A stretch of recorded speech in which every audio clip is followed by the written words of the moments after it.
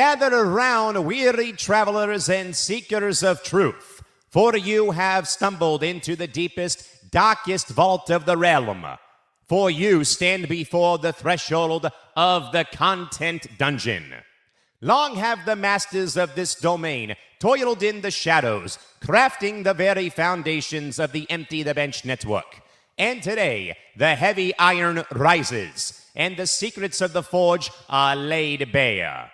Behold your overseers and architects of chaos, the keepers of the keys themselves, Sir Callan McClurg and Sir Nick Morgasen.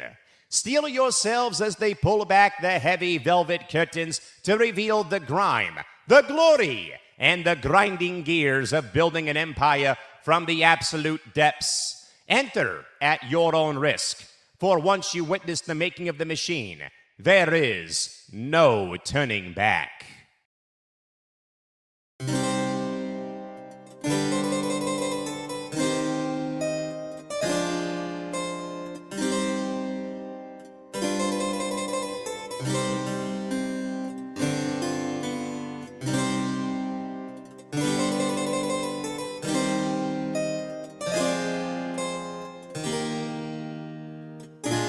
All right, happy Monday. Hello again, my friends. Good evening. Welcome back inside the Content Dungeon as we fill in again for our good man, Nate Miller, who is still back over in beautiful Italia on this Monday, July 20th, 2026. Nick Morgasen joins us from somewhere in Plainview, New York, or somewhere else within the dungeon confines. Yours truly, Callan McClurg, here with still some sunlight peeking into the dungeon here in Southern California in San Diego.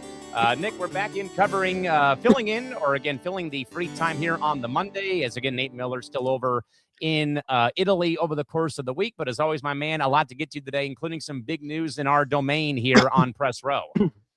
Yeah, no, I'm happy to be back doing the show. By the way, look at the amount of people filing in right now, watching us.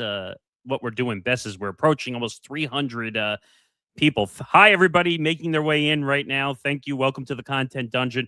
We will get to the big breaking news in a second, but give us a moment to set the show up and what you're going to hear as we just broke the 300 mark. So we have a lot to get to.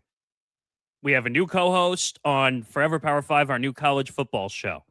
We're going to announce the flip over of our NFL college football schedule, which comes in probably the next 2 to 3 weeks.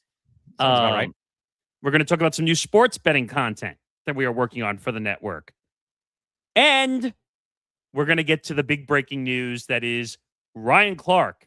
Officially, they call it parting ways. I call it firing by ESPN during NFL Live today. So, what? I guess that's where we should start. But before we do that, the Content Dungeon doesn't have a social media account. Maybe it will someday. But follow us across the network at ETB Network on Twitter, Instagram, TikTok, at ETB Network. Go to our YouTube channel, which, by the way, we're approaching 400 people about to be in this room. YouTube.com/ETB Network. Go in there now, subscribe, hit the notification bell, follow everything that we are doing right now currently. So please do your part and help us out there. Okay. Should we get to the breaking news? Have the pigeons come back yet? Yes, they have. So the big breaking news is amazingly the amount of people are coming in. This is making me very happy. Bravo to everybody making their way in right now. Ryan Clark is officially out at ESPN. Now, this normally would follow under the Press Row domain. Yes. But this is big breaking news, and sometimes we might use this show because by the time it gets to that show, it's already going to have been news, which we will discuss on Press Row. Oh, absolutely. Without a doubt. On Wednesday. But look at how many people want to see this breaking news story right now. Like, this is wild. Like, so first reaction to when you saw this news.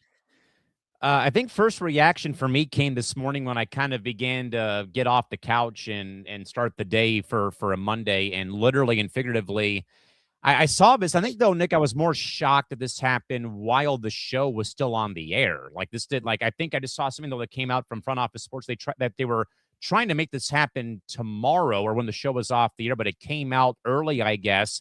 And I think, though, in probably one of the more weirder sequences I've seen, though, or have seen in recent memory on television, Nick, Ryan Clark gets pulled off the air with, like, what, 20 minutes left or in the show or 10 something minutes. like that? 10 minutes. I had never had seen that ever where somebody was told they were let go and then all of a sudden they're out while the show is still in progress. I mean, that was just absolutely unheard of. Now, I mean, this won't be a fair comparison, but the last time I can recall anything like this happening, Jim Rome messing with Jim Everett many years ago on ESPN2, where Rome was trying to be funny, but he was calling Jim Everett Chris Everett to mock him using the name of the legendary women's tennis star. And Jim Everett said, you call me that one more time, it's on.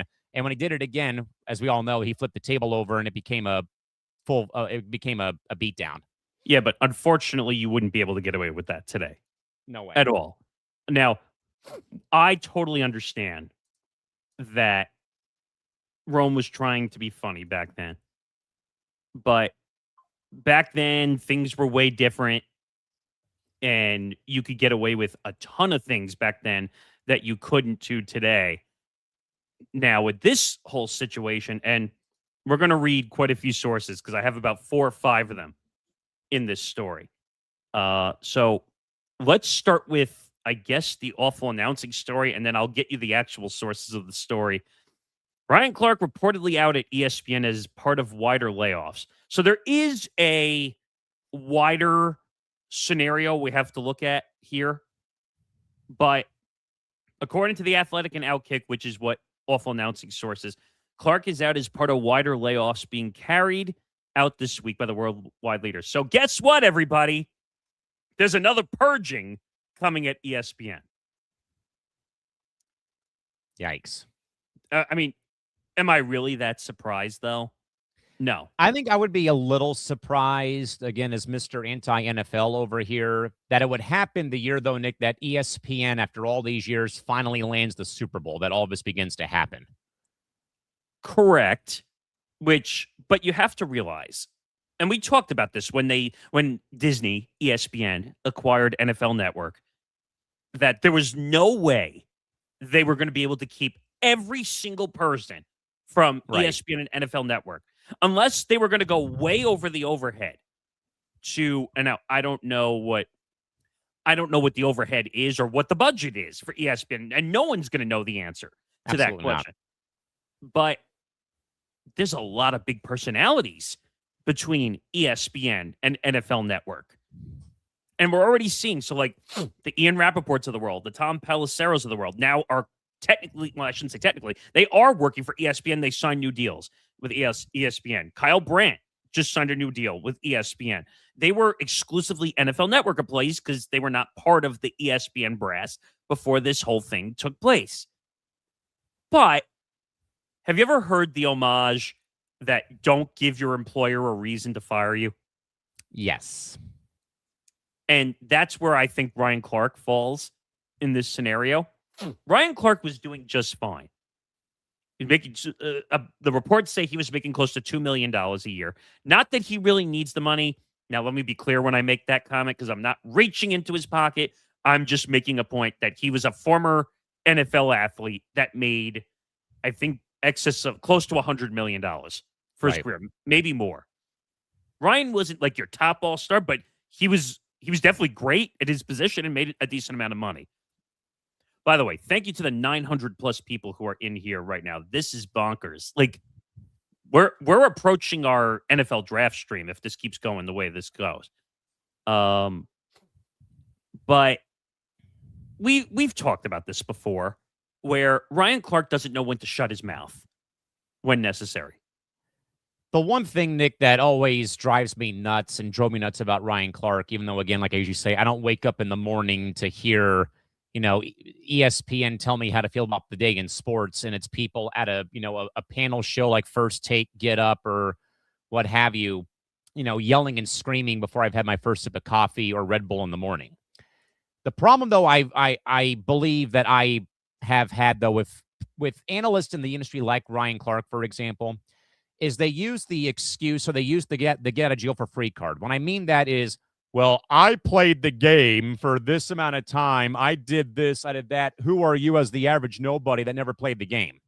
That's always a big turnoff for me, is that when you act like you're better than other people simply because you played the game. And I think it's been a very big problem that we've always had for a long time in this industry space, is that especially, I think, though, like with that's been a big problem for me, is that, okay, look, not everybody has, made it to the NFL or to college or never played the game on a high level, for example. Like I never did, for example. Like I got to play, all the way for high school baseball. I had an offer to play, at a D1 university. I had an offer, or had, teams looking at me for major league scouting, but I wasn't going to go beyond, playing after high school, for example, because I wanted to get into this space right here.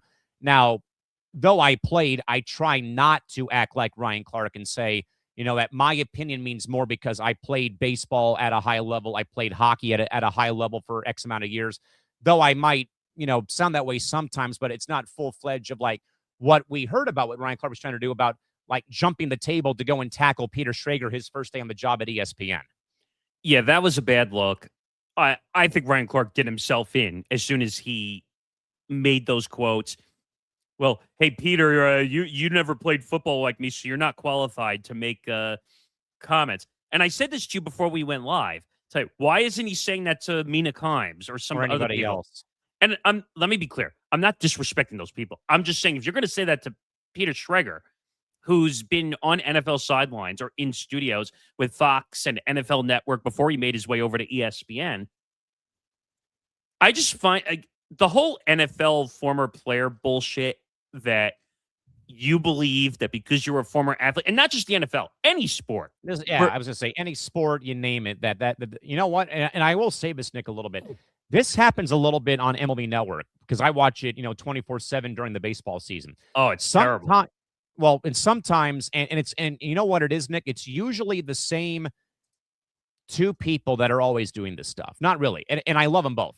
But a lot of times, though, Nick, Harold Reynolds just beats down Greg Amsinger for but a lot of times it's good reasons or bad reasons. And today it was him, it was Amsinger, Harold, and I think Al Leiter was on the set today.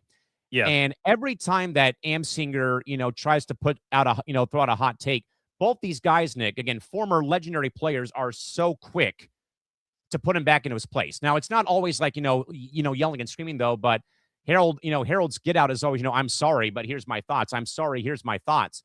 But I think though it's different, though, Nick, in a way that Ryan Clark seemed like he always used that excuse, though, sometimes on the show to get his points across that, well, back in my day or this or that. Now again, and I don't mean to do this again, but, sometimes I might come up like that. And if I ever have or do, it's never, for anything out of the ordinary, but there's a right way to go about that and a wrong way to go about it.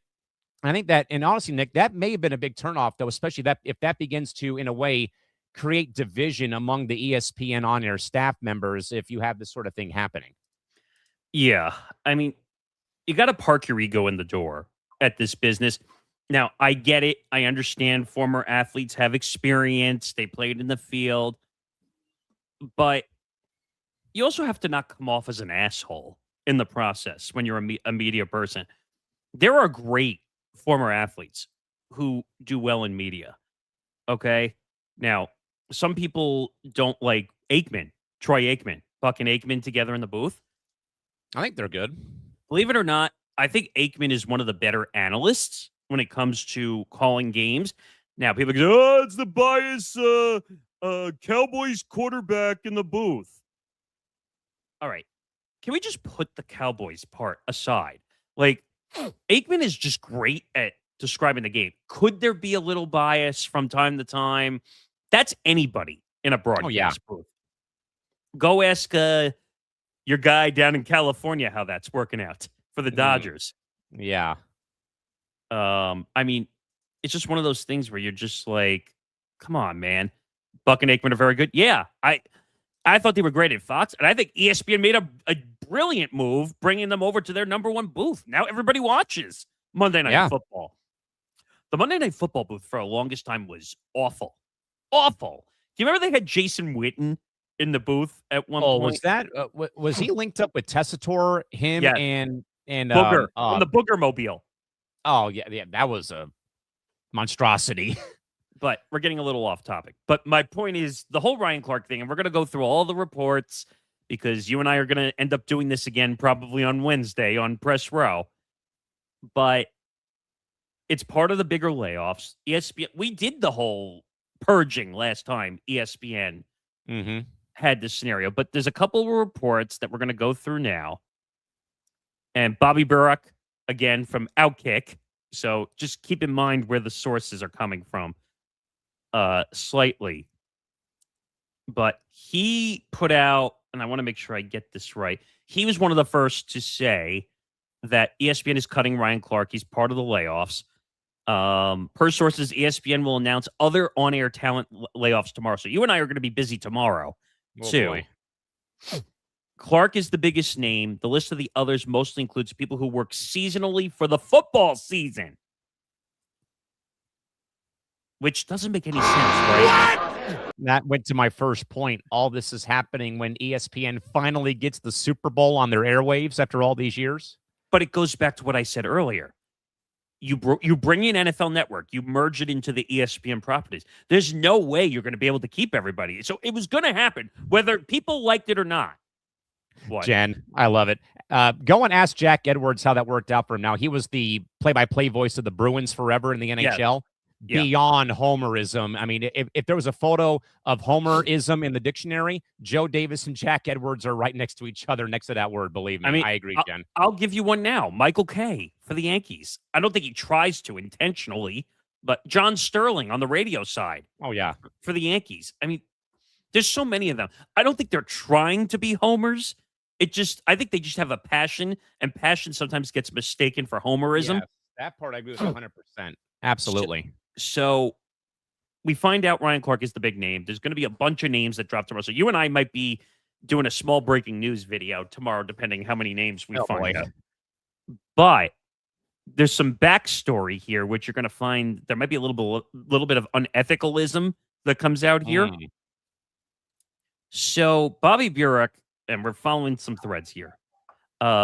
Here's how unethical, and he refers to I don't know what the ESPN PR guy's name is, but Outkick told them an hour before that we had the news and would give them time to comment and tell Ryan Clark.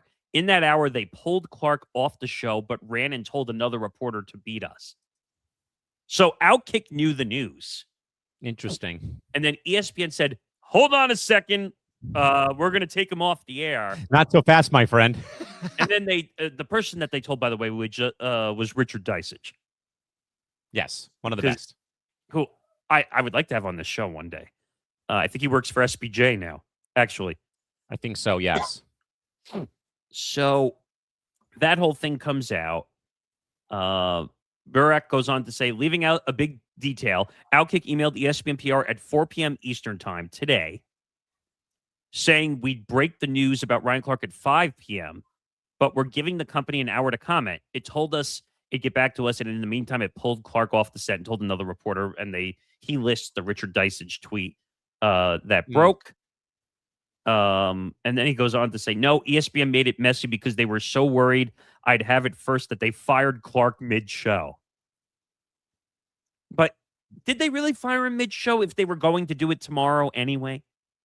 I still think it's awkward, though, that he wouldn't let him write out the show, though, and you pull him off the air with only a few minutes left in the program. No, that I agree with. But is it really that they fired him mid-show? They already knew they were going to fire him. So did it really matter if and when it was going to happen? No, I don't think so. We're talking about semantics at this point. Who had the news first, right? Right. So that's a lot of the story. Now, what do you feel about this story? Oy vey. I mean, I think I would probably just go back to saying in part that, I mean, I'd like to know more about how much of the internal rift happened when he had that, on-air outburst concerning, Peter Schrager, and how apparently, Nick, when we talk about that story, that whole thing essentially like kept going and going and going into the commercial break where it got extremely out of control, I think, if memory serves me correct. And if you remember, they were both on location to do the football game after that whole thing happened. Yeah. So that made it even more awkward, that scenario. But I'm going through the Outkick story because they put out a story. He was one of the highest paid on-air personalities that ESPN cut, earning roughly $2 million per year. It is unclear whether Clark's contract is expiring or whether he's being sidelined with time remaining on his deal. I'm going to tell you right now, if they fired him abruptly off the show, his contract was not up. Yeah, I agree. I mean, again, I'll just say it again. I just think that there was an undercurrent leading to this whole thing. I mean, they can claim it to be one thing, but there's got to be I'm of the belief that there's still something simmering from, welcoming Peter Schrager to the table and then saying you're not a former player, so your take doesn't mean squat. But I don't understand why that matters. Do you know what I mean? Like, it shouldn't matter what someone's take is. If you don't like it, have you ever heard, if you have an opinion, keep it to yourself? Like, you don't have to give your opinion. I understand we live in a free country, okay? But it doesn't mean you have to give your opinion because you hate somebody. Like, I'm sure like you and I have many examples of people we don't like, but we don't tell it to their face every single time. So I think people need to take a chill pill a little bit when it comes to this situation. Now, Ryan Clark is a bad guy, in my opinion. I think he's always been a bad guy. He got in trouble for the Kyron Lacey situation. Oh yeah, I think that, and you know what? Away from all of like the internal rift, though, that has to be one of the main like red flags or strike one, strike two, strike threes right there. So that was probably a huge problem. Then the Peter Schrager situation happened. That was probably strike two and strike three, in my opinion. Yeah. And like I said earlier, don't give your employer a reason to fire you. Why would you do that, right? Like, play stupid games, win stupid prizes. And now you miss out on the opportunity to be part of the Super Bowl coverage because that's ESPN and ABC were going to have it for the first time. Sources say ESPN is considering both internal and external candidates to replace Clark on the Super Bowl studio coverage. We're already talking about Super Bowl coverage. The season has not started yet.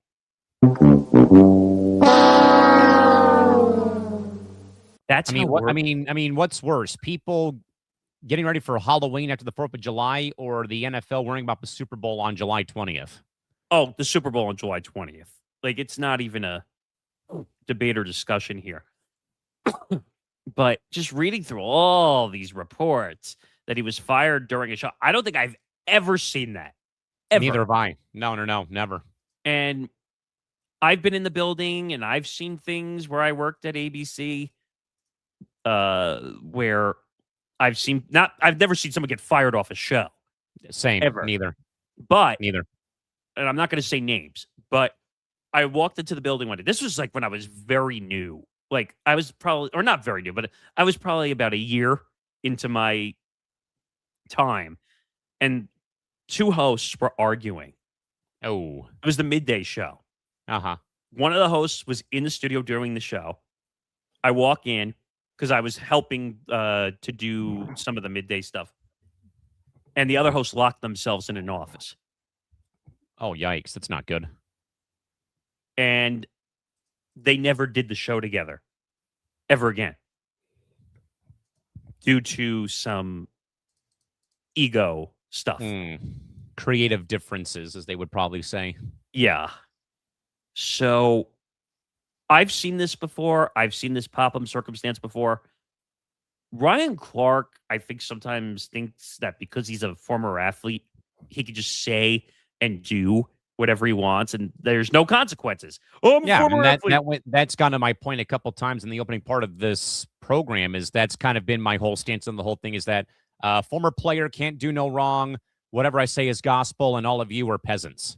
Or as Tom would say, hear no evil, see no evil. Speak no evil. Right. Like, it's like, come on, man. Like, I hate to say this, but he kind of deserved to be fired if Now, we don't know why he was fired. We don't have that. We just know that he was going to be let go regardless tomorrow. Tomorrow's going to be Black Tuesday. So as opposed to Black Monday in the NFL, tomorrow's going to be Black Tuesday for ESPN, it sounds like. And I also think, Nick, we even have some reporting of more stuff happening with iHeartMedia too, I think, coming down the pipeline. iHeartMedia is having some layoffs. I saw Westwood One is having some layoffs. Like, it's bad. Been a bad time for the business. Big time. And you know what? Like, you don't want to do something stupid in the industry to cost you your job, because you might not find another one in this industry to call home anymore. So, again, are you and I really surprised by this? No, absolutely we're not. Because Ryan Clark is known for having a big mouth. And unfortunately, racism has got him in trouble multiple times. And I don't know, like, now I might misspeak here. My apologies. Was he the one having the social media beef with RG3 about Angel Reese? Okay, yeah. Well, then that would kind of in a way tie in and make sense if this is something far worse than just his thoughts or opinions. As Christy says, he comes across as a jerk to me. Yeah, I mean, well, also the situation where I think Ryan Clark went after RG3's wife also. That's what it was, yes. That was probably the most awkward thing of all time in every way, shape, or form. First of all, there's boundaries you don't cross. We've talked about this many times in the media industry. You don't attack family. You don't attack significant others. Is there any others on that list? Their race, their gender, their religion, how they look. You don't body shame people. Yeah. I mean, I think that was a severe crossing of the line when he went after his wife on social media, or Ryan Clark going after RG3. Yeah. So, in my opinion, this is a little bit of good riddance, a little bit. And you know I don't like saying that because I don't like seeing people in the media lose their jobs. Definitely. But unfortunately, again, when you give your employer a reason to fire you and you play stupid games, you get to win stupid prizes like this. Right. And I have no sympathy for Ryan Clark because Ryan Clark has his own platform at the Pivot, which he built on his own. And if I'm not mistaken, he had issues with people on his platform too. I think we talked about that, actually. So I just don't understand. Now, as a professional athlete. Yes. Yes, F around and find out. I mean, we're seeing this a lot where former athletes feel that they're above the law, even though it's not law, but I'm just the terminology's sake of it. They feel they're above the law. They could do whatever they want. And there's just no, like, they're just going to set off a bunch of fires and they don't care if the fire crew are around to put it out, if the firefighters are around to put it out. They're just going to keep sending off fires. And I don't think he's ever going to go back to a network again. No. And why does he have to, though? Yeah, I mean, if you're already in a way like on your own, doing your own content, why do you need the 4-letter network to be like your safety net or what have you? That's why it's interesting, like Pat McAfee and his situation where he said a lot of things about the executives on his show. But you know what? Pat McAfee, again, probably the biggest name up there was Stephen A. Those two could say anything they want in the world, and nothing is going to happen to those two because they have the biggest followings on the network. They generate the most sales. They generate the most revenue for ESPN, whether it's on the networks or digitally, which is what these networks care about. Right. So Ryan Clark will be fine. He'll go do his podcast. The Pivot, from what I understand, the Pivot is actually a decent, I don't know if it's just a podcast or let me look it up. Okay, so the Pivot podcast account has 69,000 followers. That's not that much. I'm just looking to see if Ryan Clark has said anything since this whole debacle. I'm sure ESPN said just save it for tomorrow. Well, I'm talking about Ryan Clark himself. If he I'm said sure he anything. was still told by ESPN to wait till tomorrow. But why does he care? He doesn't work for them anymore. Well, I don't know. But that was the big open of the show. There was no way we could avoid that. As Ryan Clark gets fired officially from ESPN, but Nick, it says parting of ways. Come on, dude. Hey, come on, guys. It's fired. They let him go off a show. You're going to tell me that's not being fired? Exactly. What do you classify as parting of ways? Fired. Thank you. And by the way, if you have any comments you want to make, by the way, 1,560 plus people in here watching us babble about Ryan Clark right now. Before I babble about this network for the next hour and a half. But if you guys and gals out there have any comments you want to make about the Ryan Clark story, we will address and we'll talk about it from a media perspective, which we've been talking about for the last half an hour. But you and I have enough experience to know what goes on with unruly people, including some people who used to be here, about how you just don't do certain things a certain way. Correct. And I don't care what your status is. I don't care, as you would say, I don't care about TikTok views or Twitter, Instagram views. If you're going to be a dick, then I don't want you here. You have to fit in with the people that you work with, as your colleagues that you work with. And ESPN, whether it's a big company like ESPN or it's a network like ours that's growing, you have to be able to get along with everybody that you work with. You can't just say, I know better than everybody else. Well, I can think of a few people who've said that. But you have to be able to control your ego, your attitude, and your work ethic. Those are three things that you have to be able to control to work in this business. And if you can't do that, don't work in this industry at all. I don't know if you look at any other intangibles besides those. No, yeah, I think you're right. I mean, you need to get along with people, and more importantly, is that just because you don't agree with people on certain topics, that you don't have to body shame them or then drunkenly sexually harass people as well, just because of you being a dunce when it comes to your alcohol intake. Right, and you know how I run this network because you're with me almost every day now doing stuff. Like, I don't care if you have a differencing of opinions, people who do content here. We have all types of people now at this network across this great country USA here, whether it's in New York or San Diego. We're going to have a second person in San Diego, which we're going to talk about in a little bit.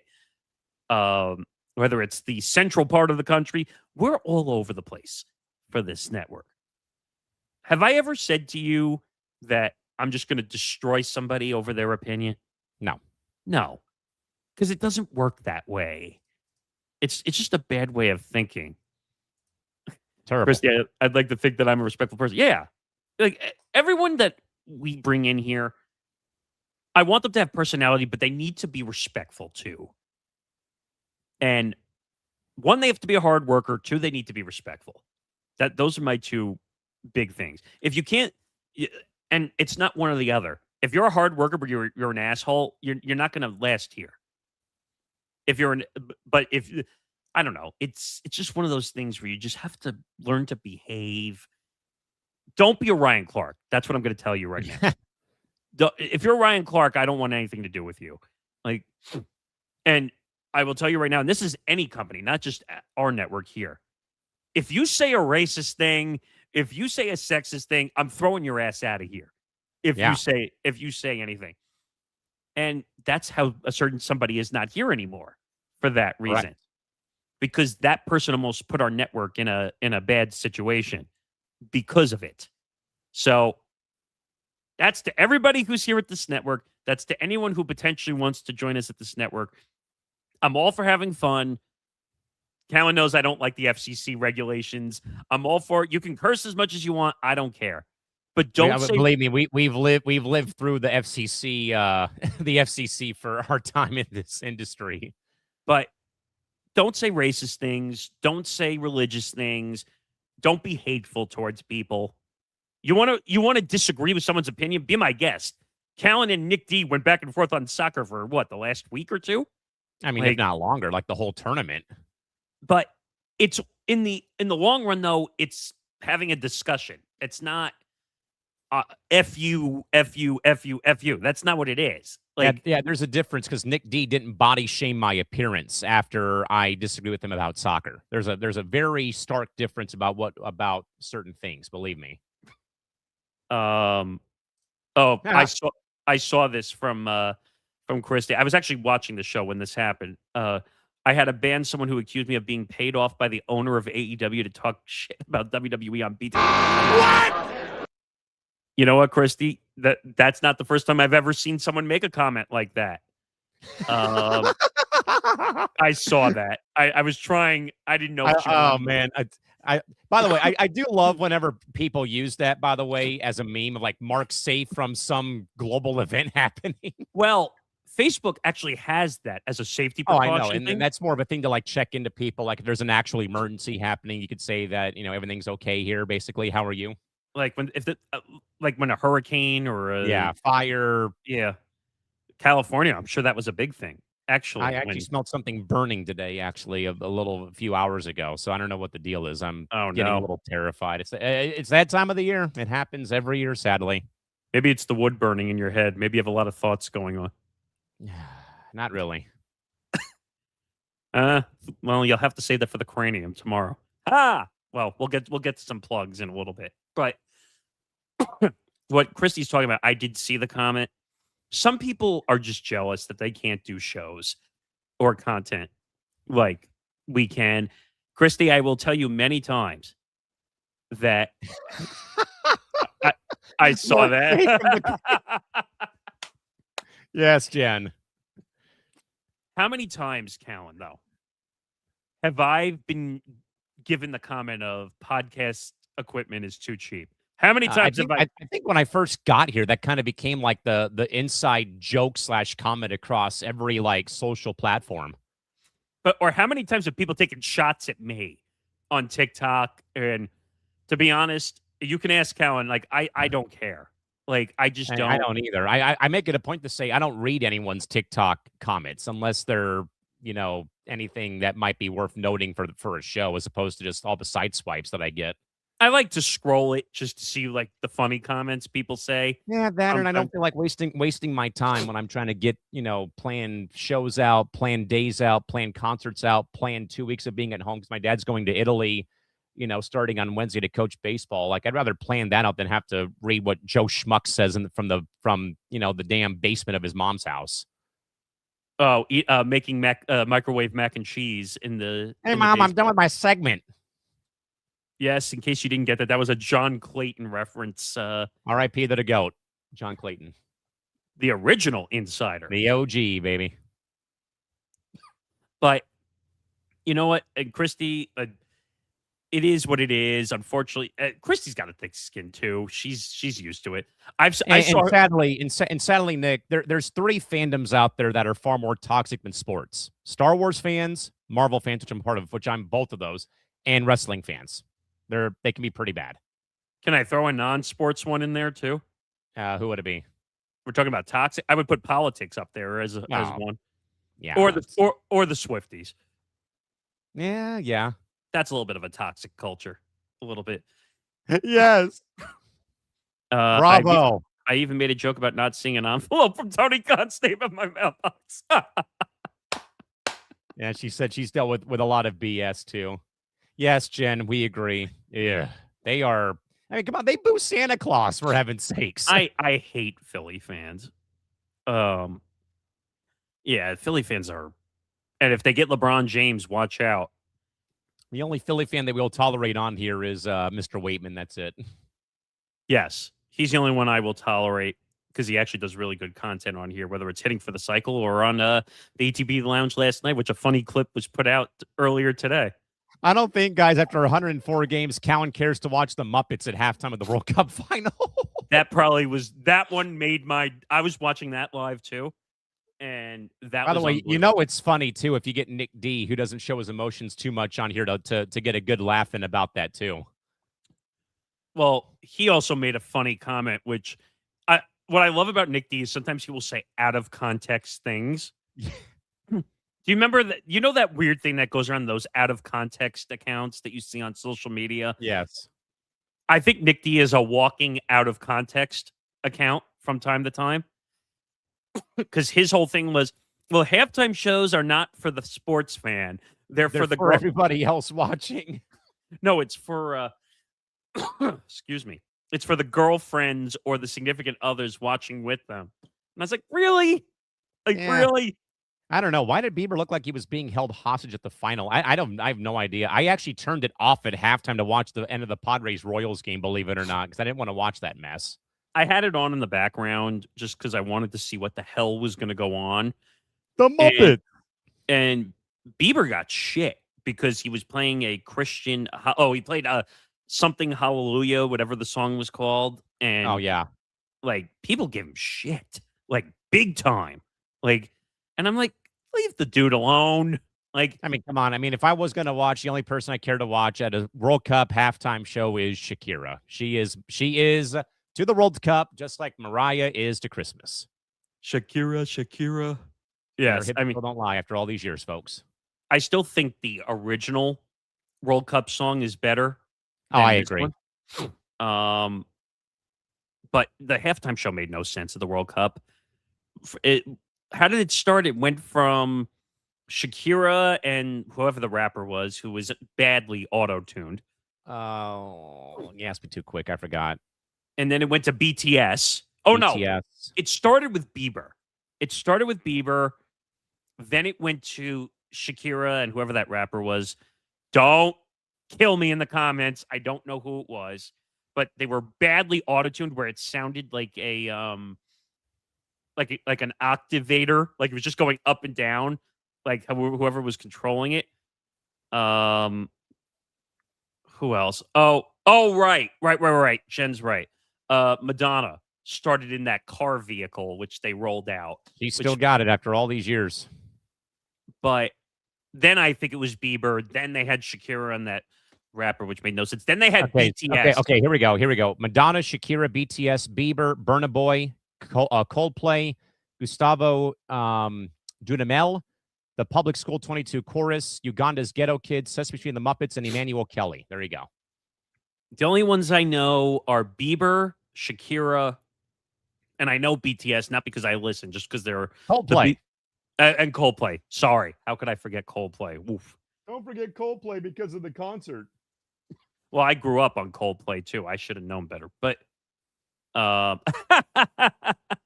Christy Madonna needs to retire. Yeah, she didn't look good during the halftime performance at all. God, how old is she, by the way? Oh, she's got to be, what, in her 60s? She will turn 68 next month. She's 68? She'll be 68 in August of this month or this year. Holy cow, I didn't think she was 68, but whoa. Yeah, the halftime show made no sense to me at all. And then when the Muppets came out, I just walked out of my office here and just said, nope, done.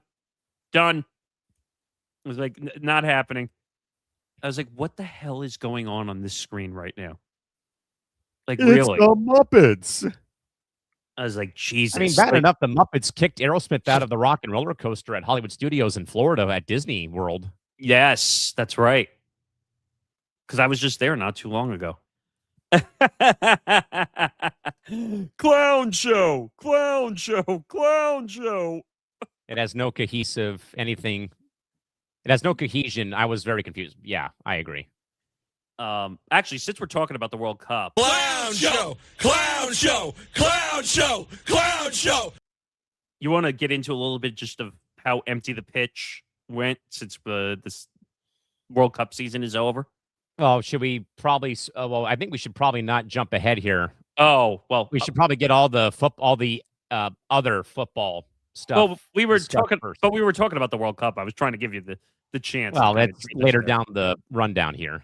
But okay, so let's get to the actual show. Well, Ryan Clark was part of the show, but let's get to the rundown part of the show. The actual content dungeon, yes. So let's get to the war room. So a lot going on. We're getting ready to flip the switch to the NFL college football content season. We have a new college football show that's going to be launching on top of Forever Power 5.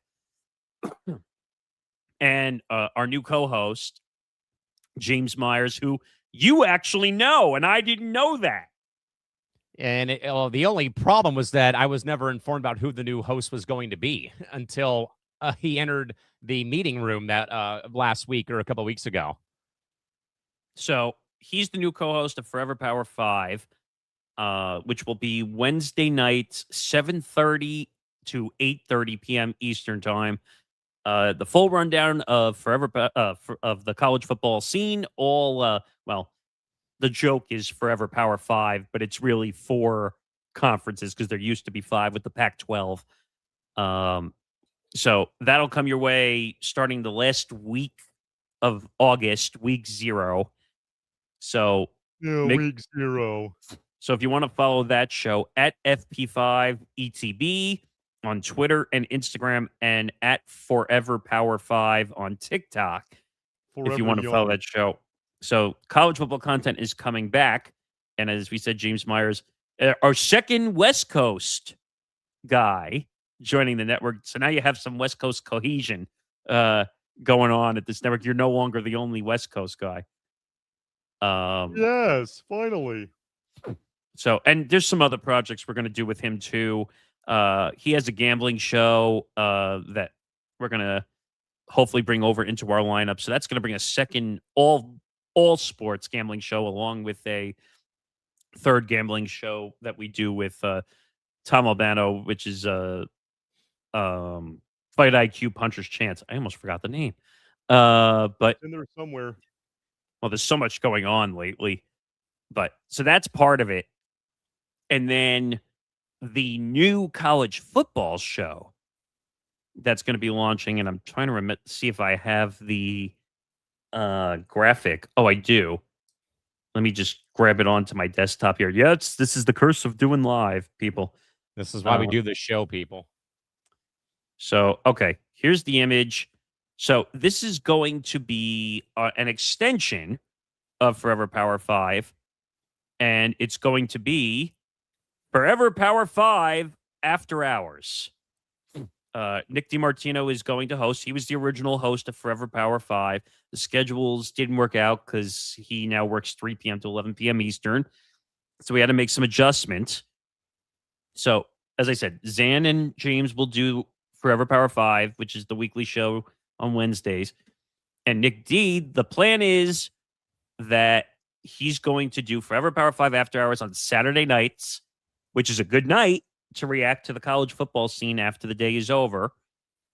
And the plan is it's going to be, it depends when some of the games end. It's not going to start the same time every night because certain games are later than others. Some major games are later than others. Of course. But it's going to start somewhere between 11 p.m. and 1 a.m. Eastern in that window. He said he wants to stay up late. I said, be my guest.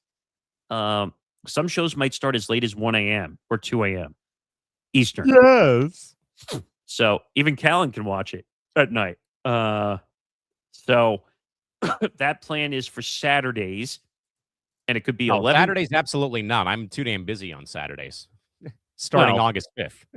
Well, by the time it comes on, you'll be mostly done working. I'll probably be drunk and passed out on the couch if that happens. Yeah, don't do that. But yeah, so we're gonna have an extension of, as I said, of Forever Power 5.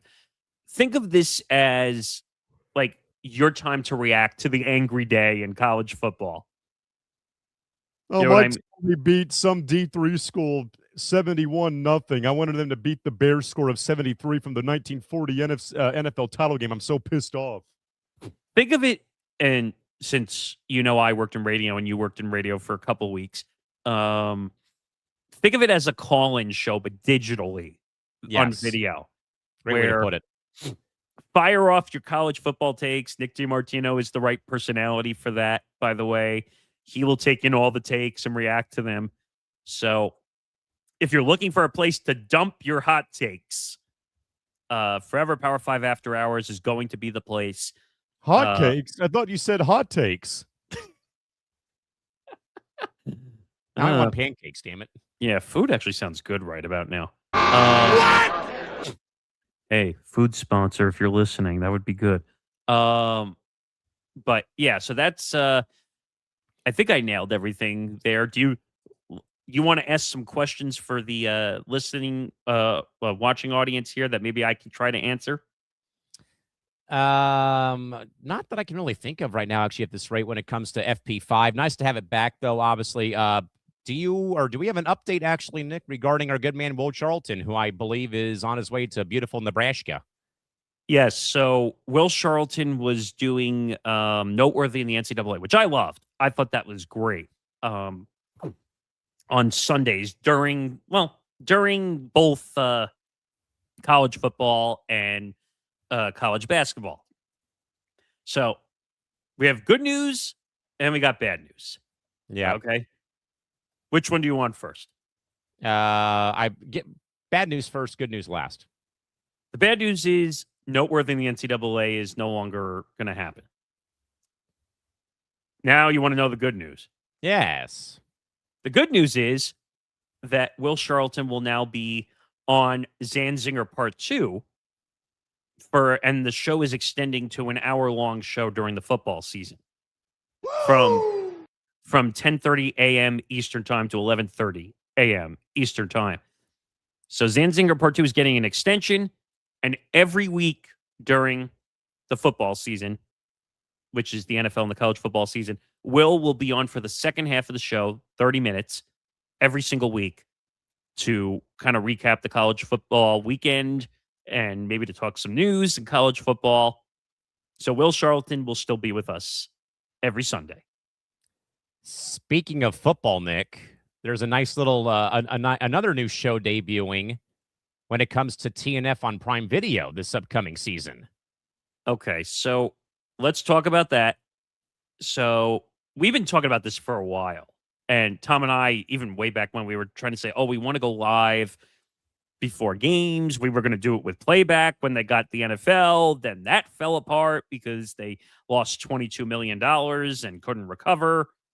If you know, you know. So here lies playback's hopes and dreams. What a baby. That line will always make me laugh. Always. So what Callan is talking about is now during the season, we are going to have a pregame show for Thursday Night Football on Prime Video. And you and I were joking around because we have so many shows that have the title Bench in it. Remember, you and I were joking about that? You know what? It works with our brand. Just go with it, people. And then when I was throwing the ideas around, I said, we need something that fits the regular football night in America. Yeah. Because if you make names similar, then people will come across it in the algorithms. And then all of a sudden it hit me in my head.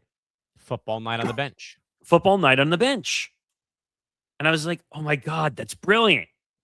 Even though I'm doing a little pat on the back. But so Football Night on the Bench will be an hour-long pre-show hosted by Tom Albano, which is your Thursday night pregame show every single week. For the most part, TBD on some dates, obviously. I think the plan is we're going to stop at week 15, which is right before the holidays, because it's just the way the holidays fall this year, at least. I think it's Wednesday into Thursday for most of the holidays, so that's going to be a problem. But you're going to get 15 weeks out of the year, at least for now, until we get sponsors and all this stuff and we figure all that out.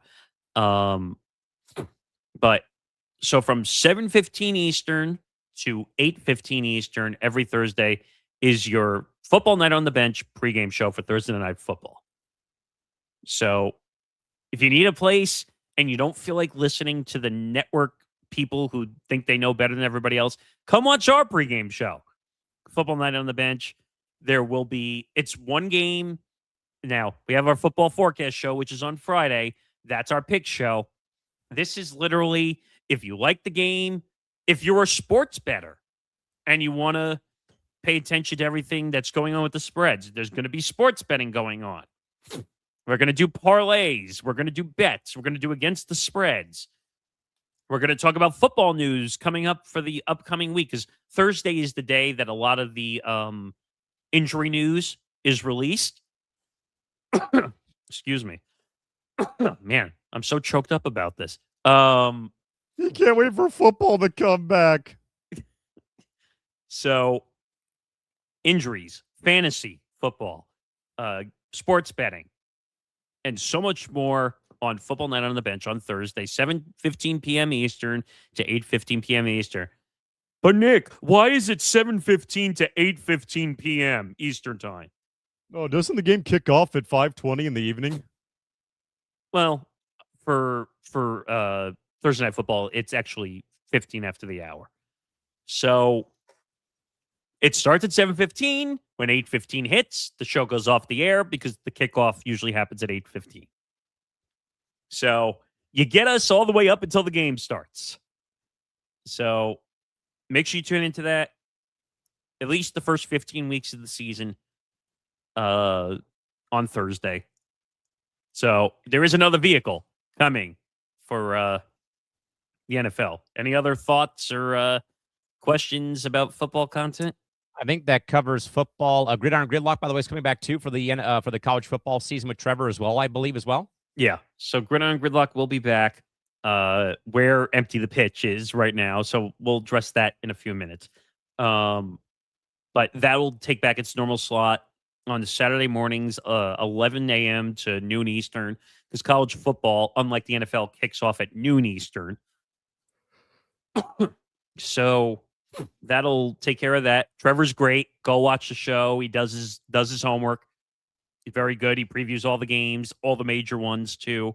So actually, believe it or not, we are going to have wall-to-wall on Saturdays during the college football season too on Saturday. So you get your pre-show coverage Saturday at 11 a.m. Eastern. And then at night, whether it's 11 p.m. or midnight or 1 a.m. Eastern, you get post-cap coverage for college football. So tune in, please. It's worth your while. Subscribe to our YouTube channel, youtube.com/ETB Network. I'm going to say it a lot. I'm a broken record. And again, thank you to the almost 1,700 people that are in this room. This is going to be one of the highest streams we've done in quite a long time. So keep coming in. Comment if you're enjoying what we're doing here. If you have a comment about the Ryan Clark situation, go ahead. We'll accept it. If you have any ideas for content or things you want to see us going to say do, the same thing. then I listen to all ideas. Ask Callan. I'm going to ask Callan right now. Do I listen to the most part for everything? Yeah. Everything that's been brought up is, even if they're beyond loony and out of control. Sometimes I can make stupid things work. Sometimes I can't. I don't know. Has there been anything stupid so far that we've turned into something actually really good? I mean, the content dungeon. The content dungeon, I would say. I'd say that. Combining the lounge from two shows to one finally. Well, we had no choice. What else? Not a whole lot I can think of, honestly. I'm trying to think. I mean, no, we're expanding, which is crazy as that sounds. So Forever Power 5 After Hours, that's going to be 18 shows. So you mean to tell me that this network will have the same number as my university has D1 athletic program teams on their campus? Yeah. 18 teams, 18 shows. Oh, yeah. So you better do your part. Subscribe. You see it down there, youtube.com/ETB Network. We're not asking for much. It doesn't cost you anything. All you're doing is hitting a button. that says subscribe on it. Because we're very close to 3,000 watch hours, by the way, too. We are almost at 2,700. Exactly. Yes. Like and subscribe. I love that because that actually is the action you would take on YouTube. As we just hit 1,700 people. This is unbelievable. I mean, we are having a night. And by the way, when we say it's not all about what's going on behind the network, we're going to react to certain news that breaks during the show.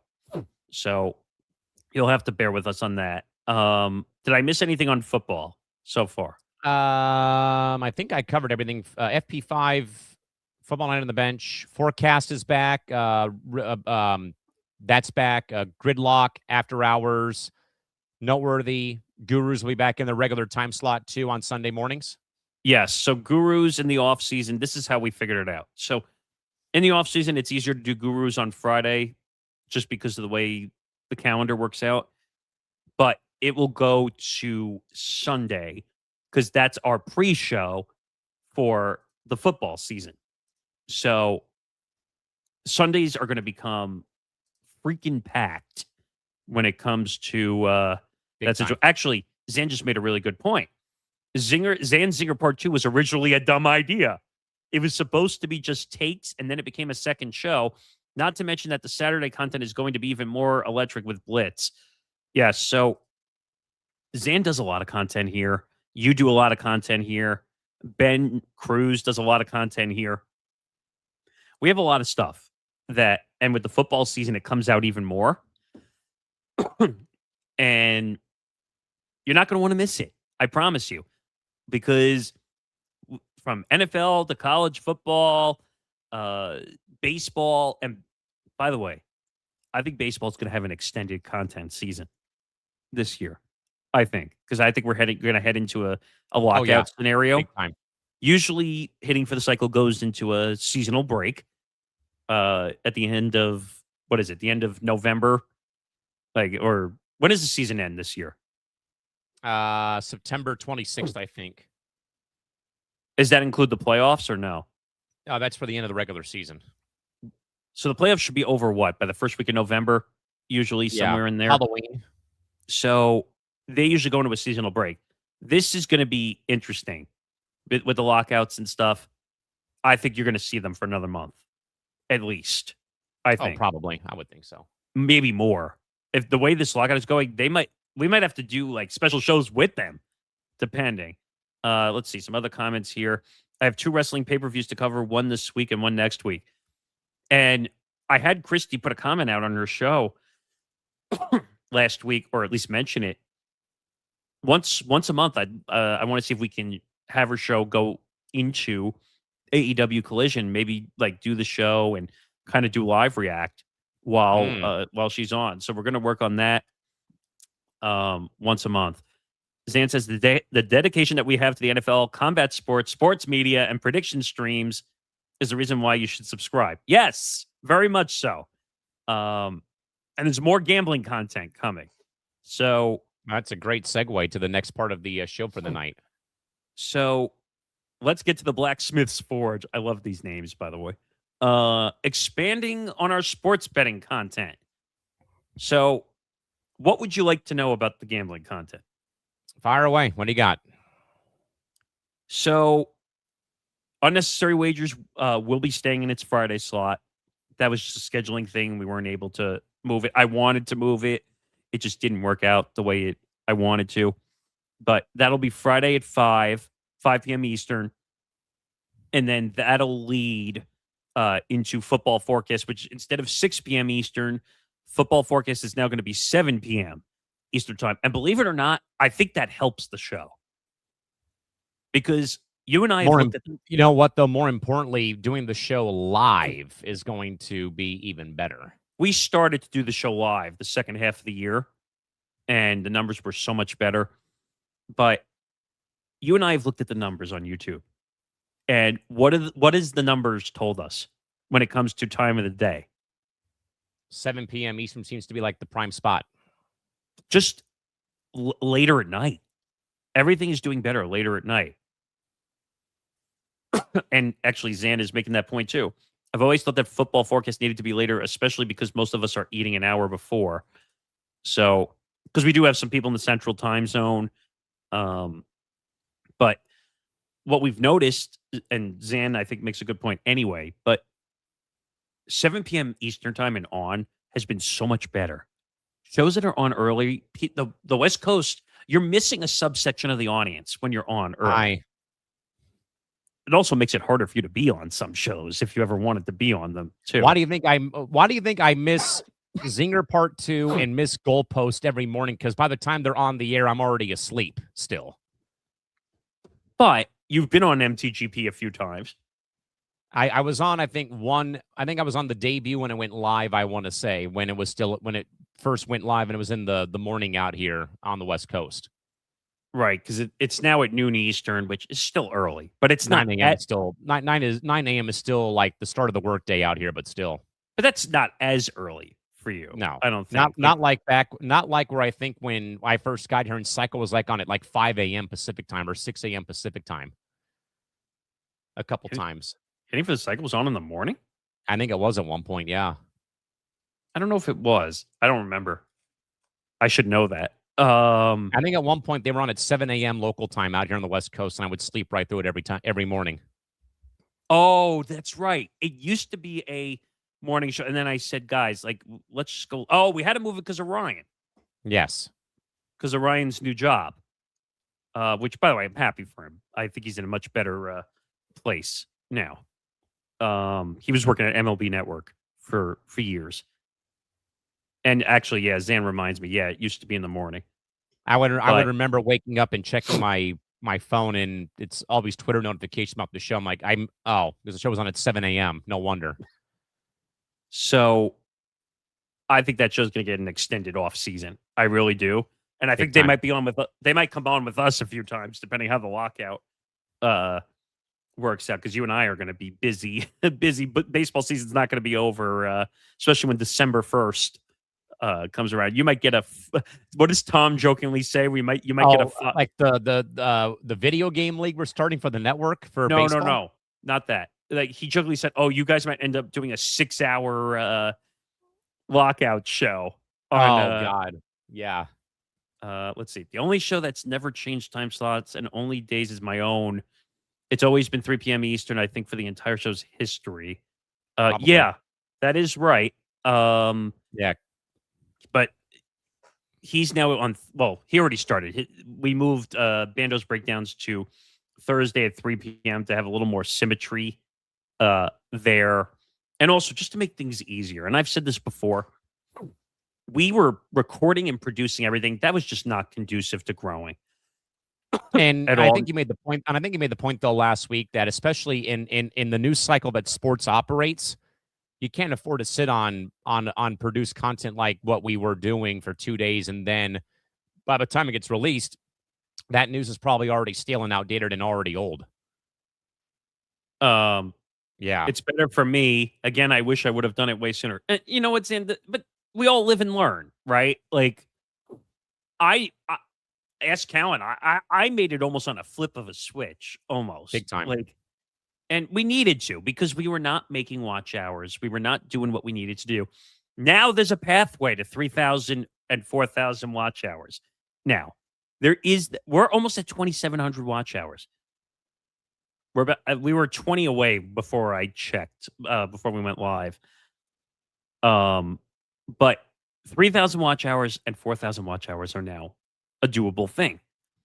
And if you do your part, like I said, where you subscribe to our YouTube channel and you watch our content, the fans will benefit. The people who watch will benefit because we have some ideas down the road for some shows, which we talked about in the 4-hour extravaganza intro of this program. I think we're going to hit by Halloween, if not before. I hope you're right, Zan. I hope you're right. The Empty the Bench Network Halloween special where everybody comes dressed up in costumes. Oh, wait, no, I have to work that night. Never mind. Oh, man. Well, whose fault is this? The American Hockey League for scheduling Henderson and San Diego on Halloween night on a Saturday. No, I know. And no, I won't be dressing up either.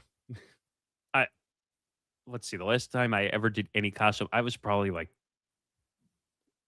elementary school. Oh, wow. How about this?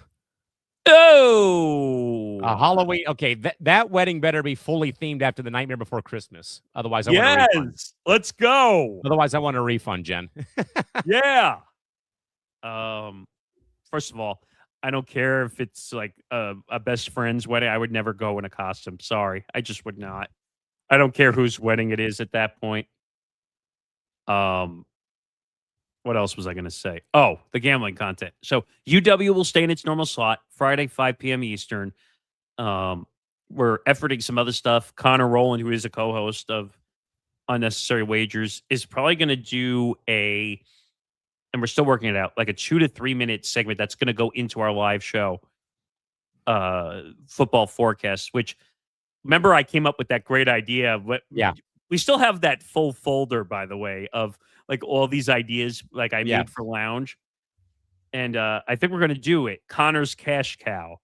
I think we're going to do it. Should have like the moo and whatever it is. I don't know how we would figure it out, but or you could just like pulling of the udders and have money coming out of the cow. Come on, man. You have to admit that would be hilarious. Like, that is pretty good. See, like,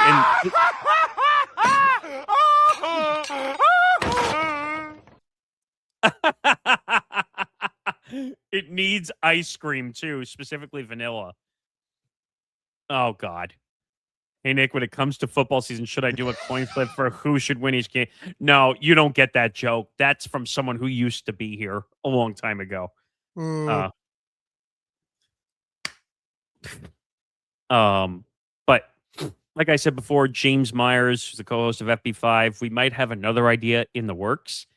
Because he does a gambling show outside of here that I'd like to help him kind of grow. And we were discussing the idea of having them do a betting show at like 3:45 Eastern on Sunday before the 4 p.m. Eastern window opens.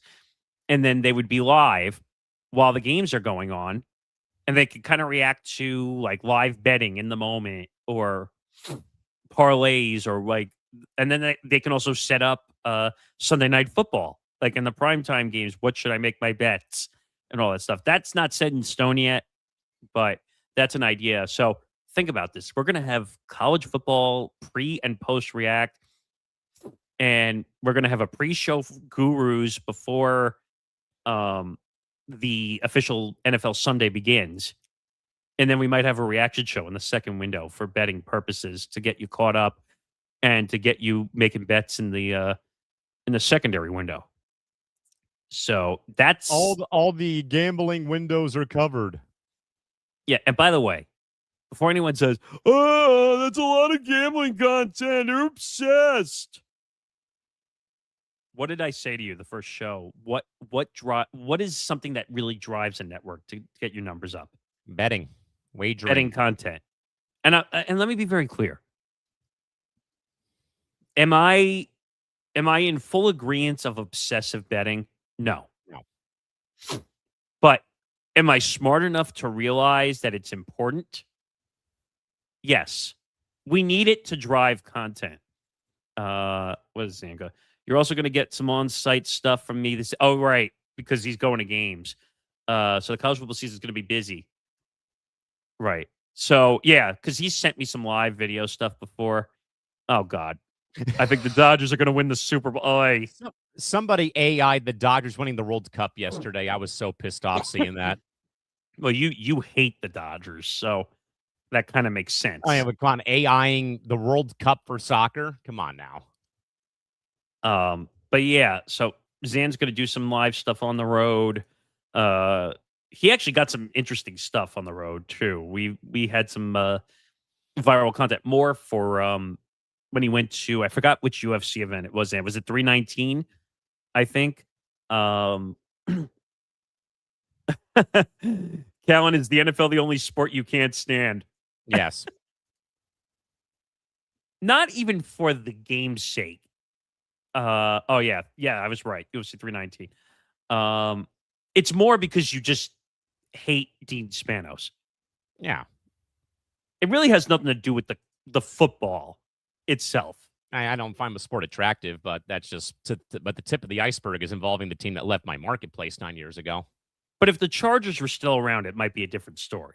Yeah, I don't know if I'd be like live and die, but I would like at least root for them, but I wouldn't still really care for the product because I never really got into football. I only went to like 3 or 4 games in my whole life. That's true. I can understand that. I didn't go to my first game till Christmas Eve 2007. That's how long it was. That's great. I've never been to an NFL game, by the way, in person. I think I saw every team in the AFC West but the Raiders. Kansas City, Denver, the Jets with Brett Favre, and then the Colts in the playoffs when we were 8-8 and won the division championship. Brett Favre. Oh, God. I love the Cowboys, but I've developed absolute disdain for Jerry Jones. Hey, Jerry Jones, you want to help me out here? About them Cowboy. And by Jerry Jones, I mean Tom Albano. Let's see. I've never been to an NFL game ever, and I don't plan to go ever. I want to go to at least one. Well, not my own, because my team is deserves to be at the bottom of the pit of despair at this point. Off with their head. Nick, you would hate it. I would not recommend it. I haven't been to a Bears game in 2 years. Well, it's going to be harder, right? Because they're moving to Hammond, Indiana. So they're moving. This part I agree with, though. Going to college football games is much more exciting. The problem is I'm not in an area where college football is that popular in Long Island. Even here, like San Diego State might be in the Pac-12, but they don't draw anybody at Snapdragon Stadium. They get outdrawn by two global football teams, which is pretty embarrassing. Yeah, that's not good. But that's the gambling side of things. Well, Rutgers is Jersey. That's really not near me. That's Nick DiMartino territory. That's Nico territory. The Scarlet Knights. Yeah, so that would be a little bit of a drive just for me to get there. I've been to 2 Cowboys games, one at Texas Stadium. The old stadium, yes. And one at AT&T Stadium, the current stadium, which has the ridiculous scoreboard, which they have to call interference on the scoreboard every time they punt. And they don't use the curtains, but they did so for the World Cup. Which is hilarious. Zan says, "Oh, I got it." Yeah, Rutgers is not close to me. Yeah, I mean, look, I work occasionally like 1 or 2 college games at my school because our regular PA guy happens to do the Padre games. So sometimes when the Padres are booked, he'll do them, and I'll usually come in and do a game for football at my school, and then SDSU's close by, and I've gone to the Rose Bowl for a UCLA game. I'm still trying to get to the Coliseum for a game at USC, but still, no thanks. You mean the stadium that's a stack of air conditioners in the middle of a New Jersey? Shit Life Stadium, right? It's pretty bad. Where was I going with this? Yeah, no, Rutgers is far away from me, Zan, though. That's why if I'm going to make a trip. What? Syracuse? That's upstate. I'm in Long Island. So that would probably be 6 or 7 hours. No. Because my brother went to Albany, which is Albany, which is all the way upstate, almost. Albany. So my brother went to Albany. My sister-in-law went to Buffalo. Great Danes. Yeah, my sister-in-law went to Buffalo. So yes, it was. Yes, or as they said, New York, New Jersey Stadium. I still have a problem with this, by the way. Well, if MetLife would sponsor the World Cup, they could have had their name on the stadium. First of all, it's New Jersey Stadium if they're going to refer to it. It's not worth the drive. I know. Zan, you're 100% right. But I remember making the trip up to Albany when we moved my brother in. Like, it's a long drive. It is a very long drive. We didn't have to deal with the snow, thankfully, a lot, which was nice. Hallelujah. But I remember, because when you're upstate, you get snowstorms, and they don't cancel shit because they're built. It's like a full tunneling system up in Albany. It's crazy. Like Hofstra, which is right near me, they even have a tunneling system for some stuff. So, I don't know. But let's get to the second part of this. You want to address empty the pitch because there is some plans. Hopefully, that believe me, we have plans. Again, huge thank you again to everyone who joined us over the course of the last 39 days covering the World Cup for the last 5 to 6 weeks that we had programming, especially after Team USA matches. Just in general, it was very fun to bring soccer here to the network. But again, we're about a month away right now from the EPL season getting underway on August 21st. So right now, Trevor and myself are trying our best to reassess what the future of ETP does look like, for the simple fact that as I made the mention twice yesterday over the course of the World Cup recap shows, we were occupying Trevor's Saturday time slot during the offseason for college football. We'll do it all over again next year for the Women's World Cup, though, barring the time zone change between San Diego and Columbus and Brazil for the Women's World Cup in Brazil next season. But the show is not going anywhere. If anything, it will probably pivot right now for us for social media traction. Again, as Trevor made the mention on Saturday, he will be at the Columbus Crew Pigeons match. New York City FC's visiting Columbus on Wednesday. So he said he'll try to get some video footage from the supporters section around Scott's Miracle Grow Field around Columbus. And we're going to try to keep the show alive when we're at matches. I won't be able to get to a match, though, here locally in town until probably late August because of work and being at home with the dog while my dad's overseas in Italy for a couple of weeks. But we do plan, though, on doing a bit of like a weekly roundup, basically, for the program to recap EPL, to recap Bundesliga, La Liga, you name it, like all the big soccer news, and also stay true to our roots, though, with MLS, the NWSL, and what have you. So that's kind of where things are at. We're just trying to find out which is the right way to go, though, with a studio produced program, or are we just going to do this mainly, via social media content? Maybe use the studio for some reaction videos to news or what have you. But I think, though, Nick, that the vehicle, I think Trevor made a great point, though, is that if we're at a match, to document what a day looks like, though, across a Major League Soccer match, especially, like I said, though, Nick, though, for a very long rant, or not a rant, but a very long story session on the lounge on Sunday, MLS is how I have filled my NFL void over the last, year, or, since the NFL left, between Galaxy games and LAFC games before SDFC came to town. And I become a very big part of the supporter culture here in town, being a part of one of the supporter groups that, again, we're all the lunatics who stand and cheer and wave flags and, get drunk for 90 minutes, though, in supporting the club, though, and you're singing, songs in Spanish about smoking ganja and drinking beer in the stands. That it, and this is also part of a episode, I think, for Benchmarks we have coming out eventually, that I'll be writing about this too as well for Mr. Small Market on Substack, that the soccer, and that was the thing, though. I mean, even though that Nick D made his thoughts known about the game and, he doesn't watch and whatever, he did get one thing right, though, that the passion of the soccer fan base is on a whole nother level. And I made that mention, though, Nick, on the shows on Sunday about the Brazil fans taking over Times Square the night that the Knicks won the NBA Finals.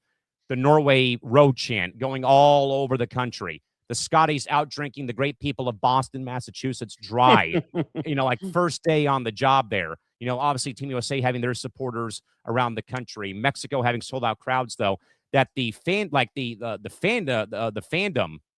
of soccer is on a whole nother level. And believe me, I would love to, in fact, see, that's why I made that very much big plea, though, that you have to now support these teams that are in your marketplace. I mean, MLS, NWSL, USL, you name it, that they deserve your support after this World Cup has just come through, though. And I think, Nick, I've told you many times about how my day is for a SDFC match, for example, here in San Diego.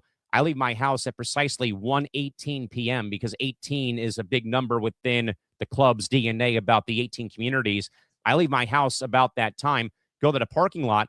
We're there 5 hours before kickoff. Like, this is a damn NFL game. Like, this is literally, bringing back San Diego's NFL tailgate culture. I mean, I've sent you photos. I've documented a bunch of things, though, and that's how I have, helped doing so. Burgers and fries or chicken tenders and house-made chips. Speaking of tailgate. So, Zan, let me clue you in on this. I forget how many groups that we have. And this is just, by the way, I just want to clear one thing. These stories are incredible, what he's about to tell, because you've told me stories about how the tailgates work. Mm-hmm. So, Zan, listen to this, because this is incredible. So I'll tell you this much, Zan. This goes to my point, though, about, filling the void of my NFL fandom. of the last 9 years. Everybody who goes to these matches has either still supported the Chargers, they have ditched the Chargers, and they all in a way are like me. How do I find a way to fill the NFL void of my hometown? I'll go watch the other version of football, which is soccer. And again, depending on game time, we're there 5 hours before kickoff for a 7:30, 7 o'clock game time, 6:30, whatever. So I get there, I go make my rounds because, many people know me from my time working in soccer here. I've got, like I said, I have my 3 championship rings of when I announced for the Soccers, who they've won 17 championships in the indoor version of the game over the last 40 plus years. But when I get to my tent with my Star Wars geeks who are also fans of the team, every week, Zane, the menu changes. Like, you could go to one spot, they've got burgers and hot dogs, which is one of our sister groups. You go further down the parking lot, they've got tacos and burritos. They've got fresh ceviche. They've got, I don't know, they've got they got nachos. I mean, it's a full-fledged like smorgasbord and a full buffet. So, for example, and also, by the way, sometimes we'll kind of, in a way, mock the opposition. So here's a funny story, Zam. When we played... Hold on. Wait, now it disappeared. I thought I just saw breaking news. Hold on one second. I'm not seeing anything from anybody. Okay. Go ahead. Sorry. False alarm. Go ahead. Sorry. So, Zam, this is kind of a minor league baseball thing, but sometimes teams will do a eat your opponent menu item, like they usually do it with hot dogs, for example, at certain minor league stadiums. Sometimes we'll jokingly taunt the opposition. So the last game I went to, Zan, for my birthday, we played Cincinnati. They're well known for Skyline Chili. One of our supporter groups bought Skyline Chili and brought it to the tailgate party. But it depends on where you go, though. So, like with our group, we'll do like, usually we'll do like dogs and burgers.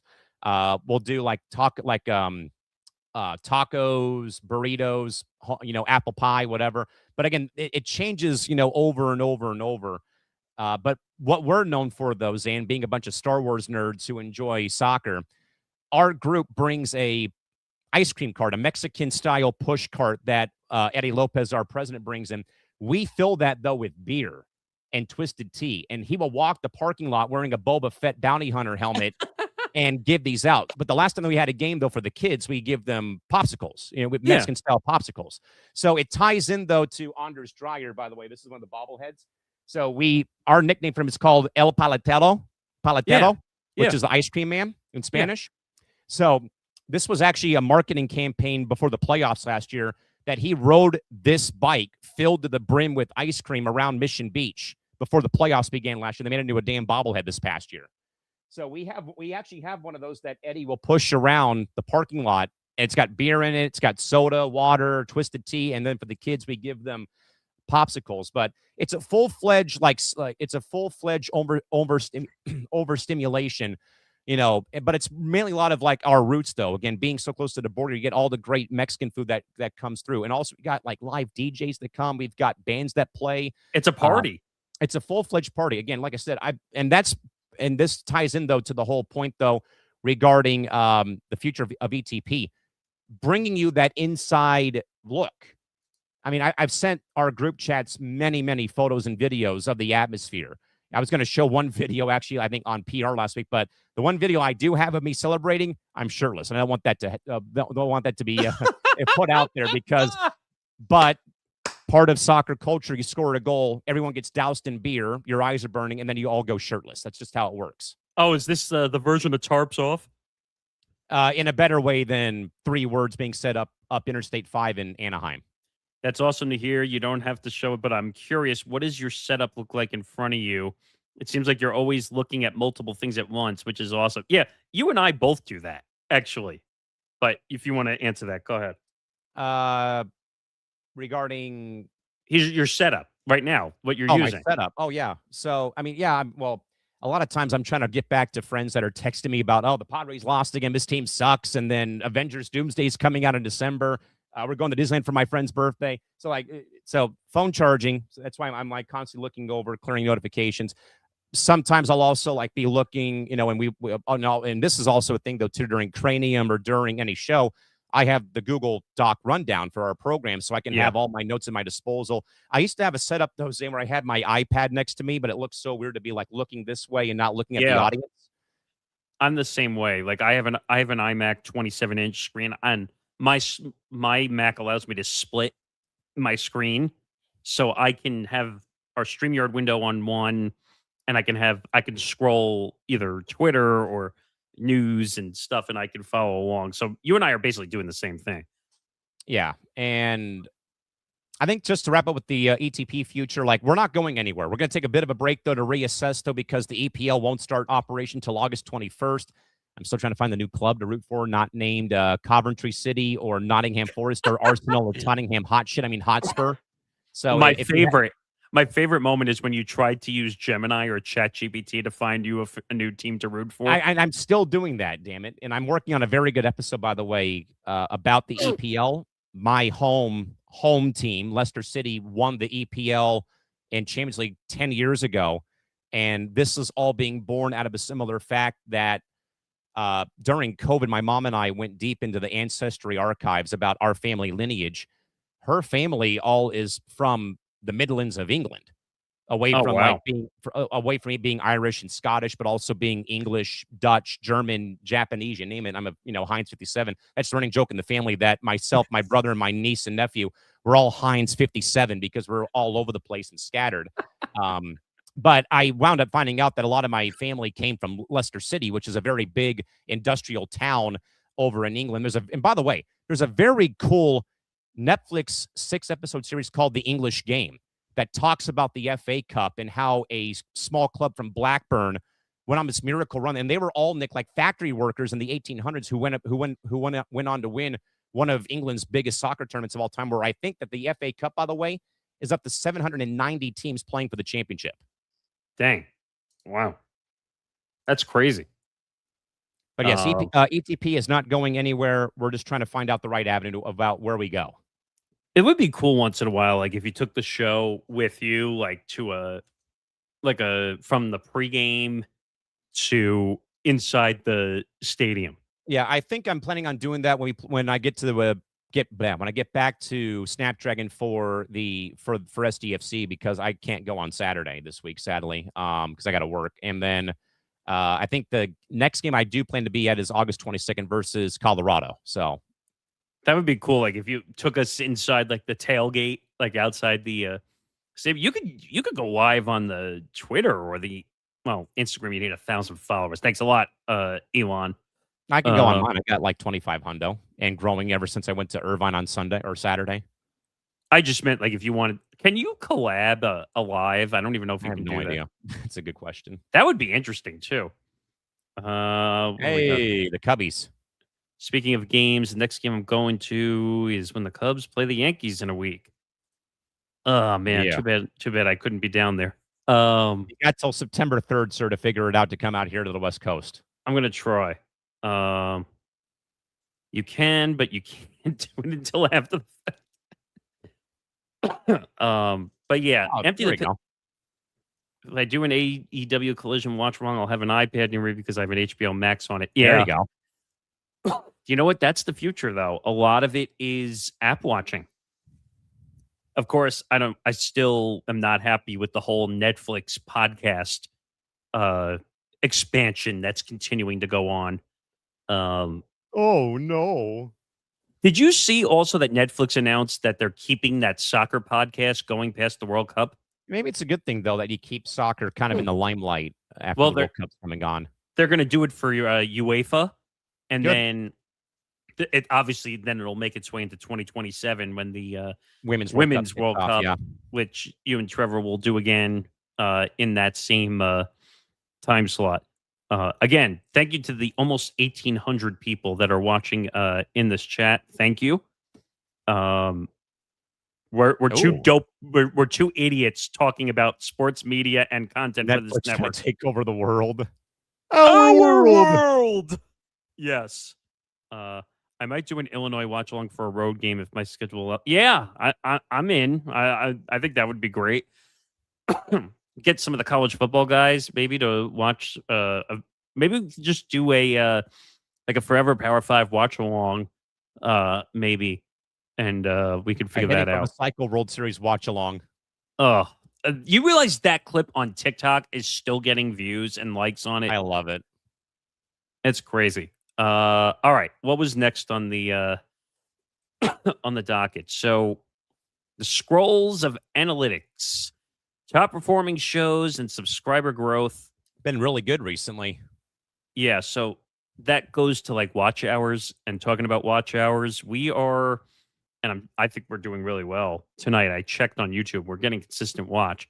I'm hoping we pass 2,700 watch hours maybe tonight, and then we go from there, which means we'll only be 300 watch hours away from the first goal, 3,000, which then introduces the super chats and getting your comments to the front of the line if you pay, or super stickers, whatever that means, or like $1, you can give like a thumbs up or a wave or a heart.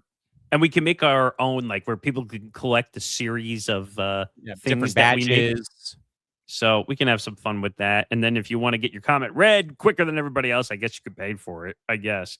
And then also that allows us to have the merch stores and affiliation and YouTube affiliation where we can push stuff and then they give us the kickback based on it. But yes, the plan is to have Wee Woo towels as one of our first merch items.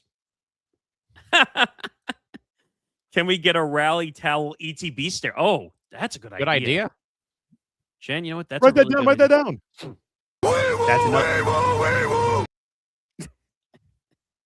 Everybody wants one.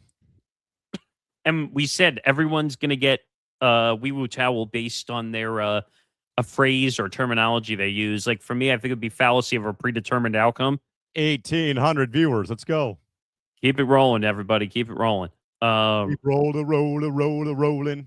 What other great phrases have we had on this network? Oh, Stone Cold Sophie, since Christy's listening. Win-loss behavior. Oh, yeah, that one's great for you. What else have we had? Are there any other ones that stand out? Oh, hear no evil, see no evil, speak no evil. That's a perfect Tom one. Moron.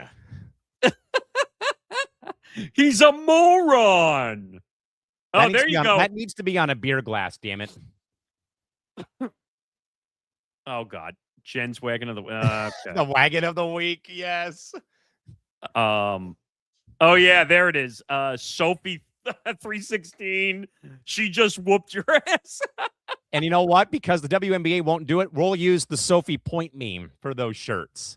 Well, I don't know if we can use a picture of her, though, because that would be considered licensee fraud. Oh, what's Kathy Engelbert going to do, right? What can we get a new one that says, "What would Kathy do"? Can we just get like, I want one that says that. And a thought bubble. And a thought bubble. That's right. Or we need one with Bryson DeChambeau saying, "Screw you, I have YouTube money." Oh, yes. I think that would be amazing. I think so. Oh, God, that'd be incredible. But to talk about top performing shows, I think everything is now finally growing together. Because of going live, as we've already said. I'm sure you guys can reason with her. I'm telling you, come on the show and we'll gladly negotiate. Yeah, I'm in. Hey, if we can get Sophie Cunningham as a guest, I think that would be amazing. I just want to hear shit on Kathy Engelbert. I think that would be amazing. But yeah, everything is starting to grow together because of the live platform, and I think this industry has gone through an interesting phase. Oh, I could not agree more. Where what happened was it was all about recording and producing content because you're scheduling. You would hit the algorithm. That really stopped working a lot. Now it's all about live because you could change titles like a half an hour, 20 minutes before the show to make sure you hit the algorithm correctly. Heck, we had to do it for this show, for crying out loud. So you reacting to the news in the moment where things are going on. Nothing involving breaking news. I just wanted to give a quick shout out real quick to the Rinks Irvine inline. I'll talk more about this in a second, but they have just reshared my Substack on their Facebook page. Yeah, let's go. Continue. By the way, Emmanuel Acho has sounded off about ESPN parting ways with Brian Clark. That's probably going to be a press row topic, probably. What was I saying? Oh, just everything about the lives. The industry has changed. That's why we do everything live, because you can react to everything in the moment. It's less production to do everything live, and you can break news during the shows, like we almost did. And thank God I didn't, because it was a parody account with the news. But it's fun kind of reacting to stuff in the moment rather than having to first wait and then the show doesn't come out for 2 days and then the news is spoiled, or you end up in a Nick DiMartino, Johnny Montalbano situation where Oh, yeah. every time they would do a show, 15 to 20 minutes of their show would be destroyed. Right. Oh, God. Nick, I just wrote about the Browns. That's not a typo either. It comes out tomorrow. Uh-oh.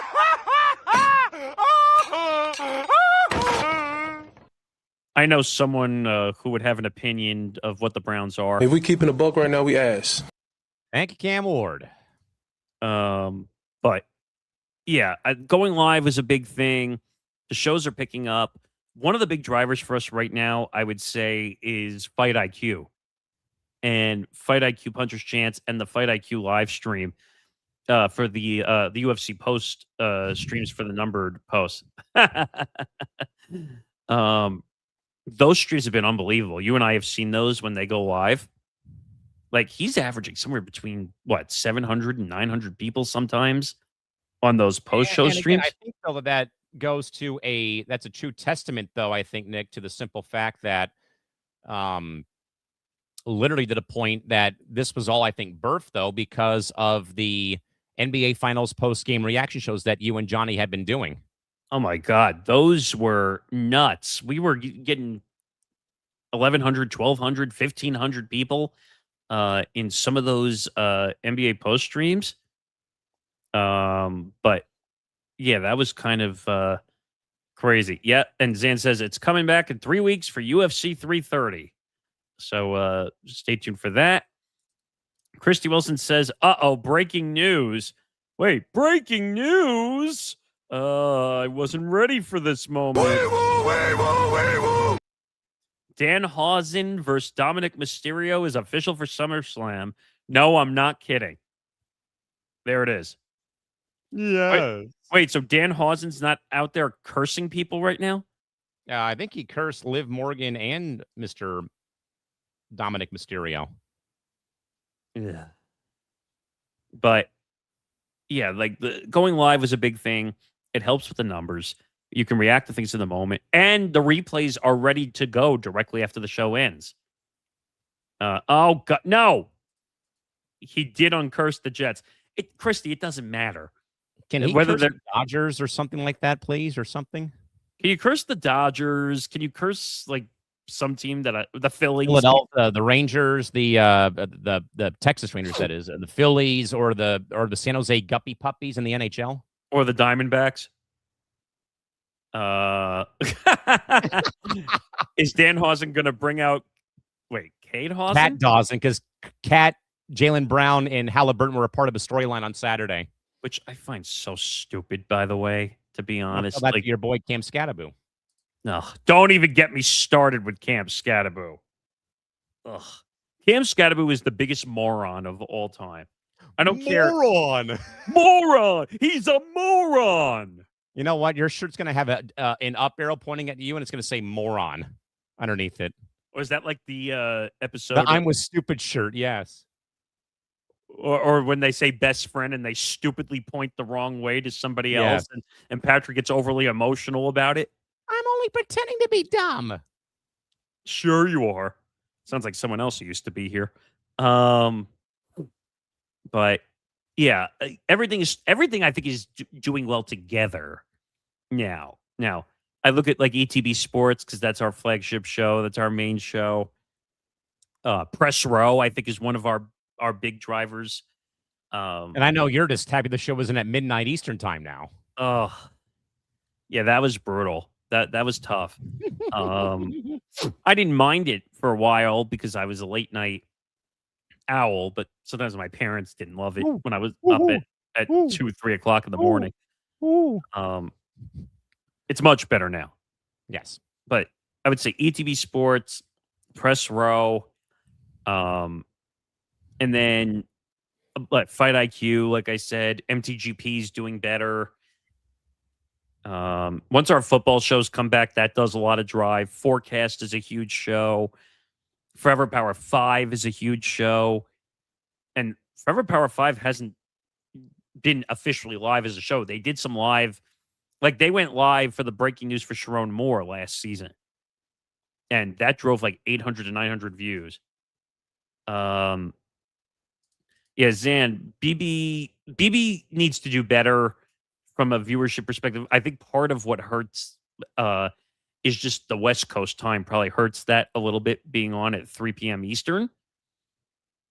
But you are right. Once we get into football season, that show will do better from a college football and an NFL standpoint, just because the algorithm, I think, will do a better job of picking it up. And then like just collabing on content for different things helps to drive the shows also. So yeah, I think Bando's Breakdowns will do better once NFL, college football, college basketball all into the mix. Basketball? Well, not that basketball, but basketball.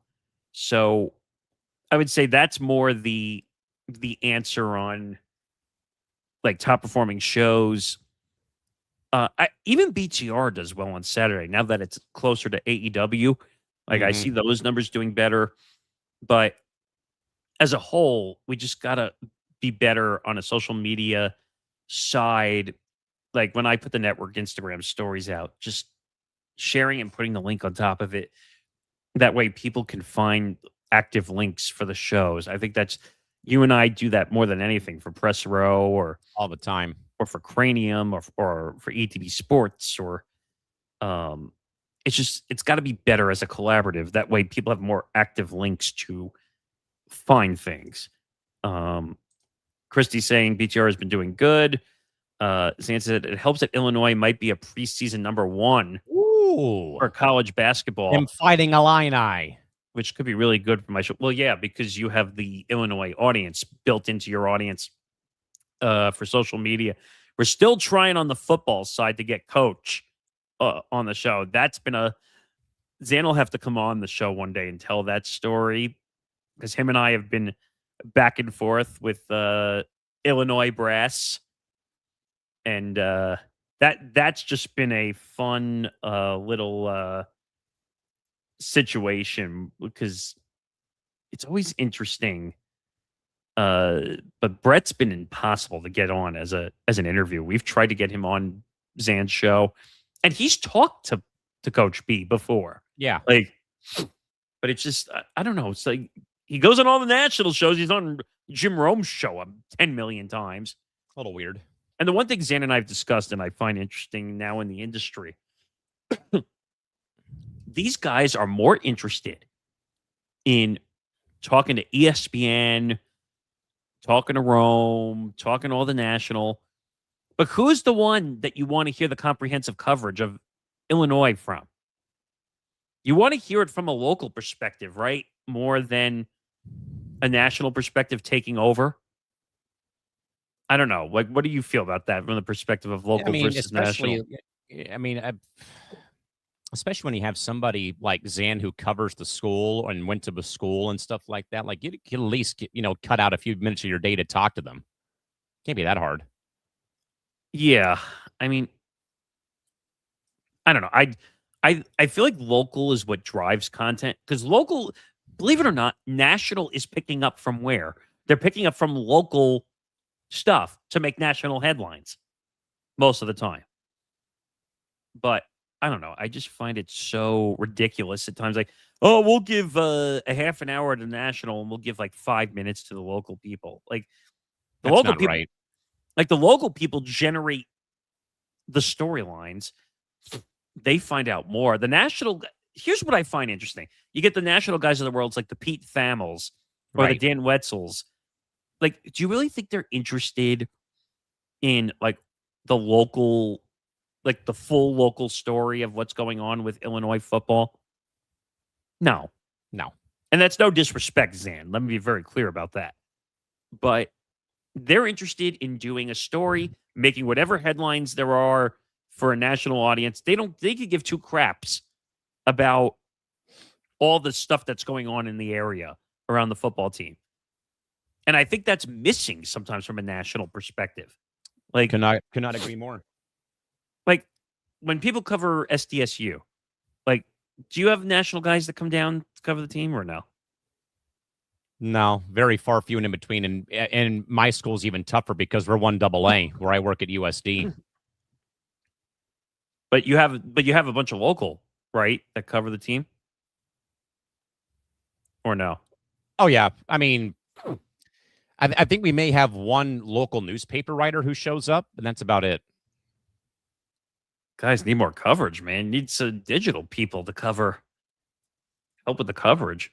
But yeah, I mean, that's kind of the long walk around. Like, going live has been the top performer right now of fixing our issues when it came to building watch hours. You want to talk about the trip a little? Oh, yeah. The trip was awesome. It was very great. Just again, want to express my deepest appreciation to Nick, Tom, and a bunch of others who helped contribute to the piggy bank for the trip. Got to go and cover the Narch finals. Again, that is a major ordeal when it comes to the inline hockey community here across Southern California. I literally wrote the Substack on the way up, paused, wrote more when I was watching games, wrote more on the way back, and finished the story before I got home on Saturday into Sunday morning. This tournament is a major ordeal for the inline hockey space here in Southern California. This is a major tournament where they have 955 games being played over a 2-week span. And I went to it last year, did a bit of some freelance stuff. I thought I need to do this again next year to cover, people that I follow in the space. And for those that are wondering, I've been around hockey for over 25 years, 26 years now, and going on my 11th year in the AHL, which is the league below the NHL. Having worked with the Gulls here in San Diego, who serve as the affiliate for the Anaheim Ducks for the last 10 years, going on year 11. And then I got linked up, though, to work with a inline hockey league here in San Diego up in North County at a rink that's in the middle of a giant, youth sports complex up in Escondido. And I've been there as their announcer, their head of media, and one of their, directors of operations for the last 3 years. And every summer, we have to take this, all of July off practically to let all of our teams or all of our guys go and play in these tournaments. Like, our commissioner plays, his number 2 guy plays, all of our players play and whatnot. So this is a major event. And if you have noticed from the small market edition episodes, the last 2 have been all about the 90s era with inline hockey. I talked about the 4-year run for the pro roller hockey league that played here, which Darren Goodwin, the founder of Narch, or the guy who bought Narch, I should say, played for the Oakland Skates for a year, which was a part of RHI. And more importantly, it's a way for me to give back to the game. And I go there, Nick, and I see so many people that have known me for my time in hockey, whether it's, from the Gulls or from other avenues I've been a part of. Like Andy Zilch, our former radio announcer, is now the lead announcer for Narch during these games on the webcasts. So he does all the pro games usually on one of the main rinks at Irvine Inline. Again, Josh Fontaine, his team won the men's gold championship on Sunday afternoon after I got to watch him play at like 8:30 at night. On Saturday, they pummeled some team from Arizona. But like teams have come here from New Zealand, teams have come here from Canada, from Mexico, from all around the world. And also, Nick, what's so fun, though, this is a full, no age discrimination. I mean, I saw kids that were age 6 playing out there. I saw all the old guys that are in the 50-plus league playing. All of my friends who are in the 30-plus leagues playing. More importantly, Nick, our great friend Blake Bolden had a women's team there, and they were loaded with talent. Like Claire Peterson, Chelsea Goldberg, Reagan Russ, who's a great follow on social media. And it's usually the same 3 teams, Nick. So it's usually Blake's team, the Ringster Factory team that has a lot of USA, inline hockey champions of like Allison Era, Tia Stoddard, Laura Veranta, and then the Palma Golden Knights, who also are always in the running.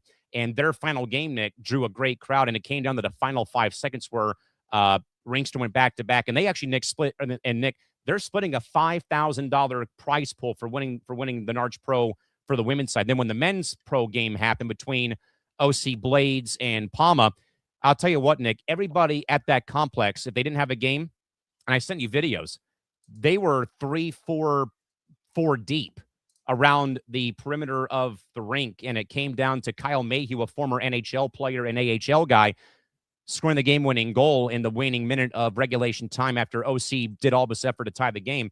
But more importantly for me, though, Nick, I see so many people like O'Hara Shipe. I wrote about her in my Substack. O'Hara has been playing this game for a long time. She's from Alaska. She moved to Arizona for her job. And, she, was still there when I left at 11 o'clock at night in case somebody had to have a goalie, fill in for their team. And, the inline hockey community, Nick, is much like the entire hockey community that everybody looks out for each other.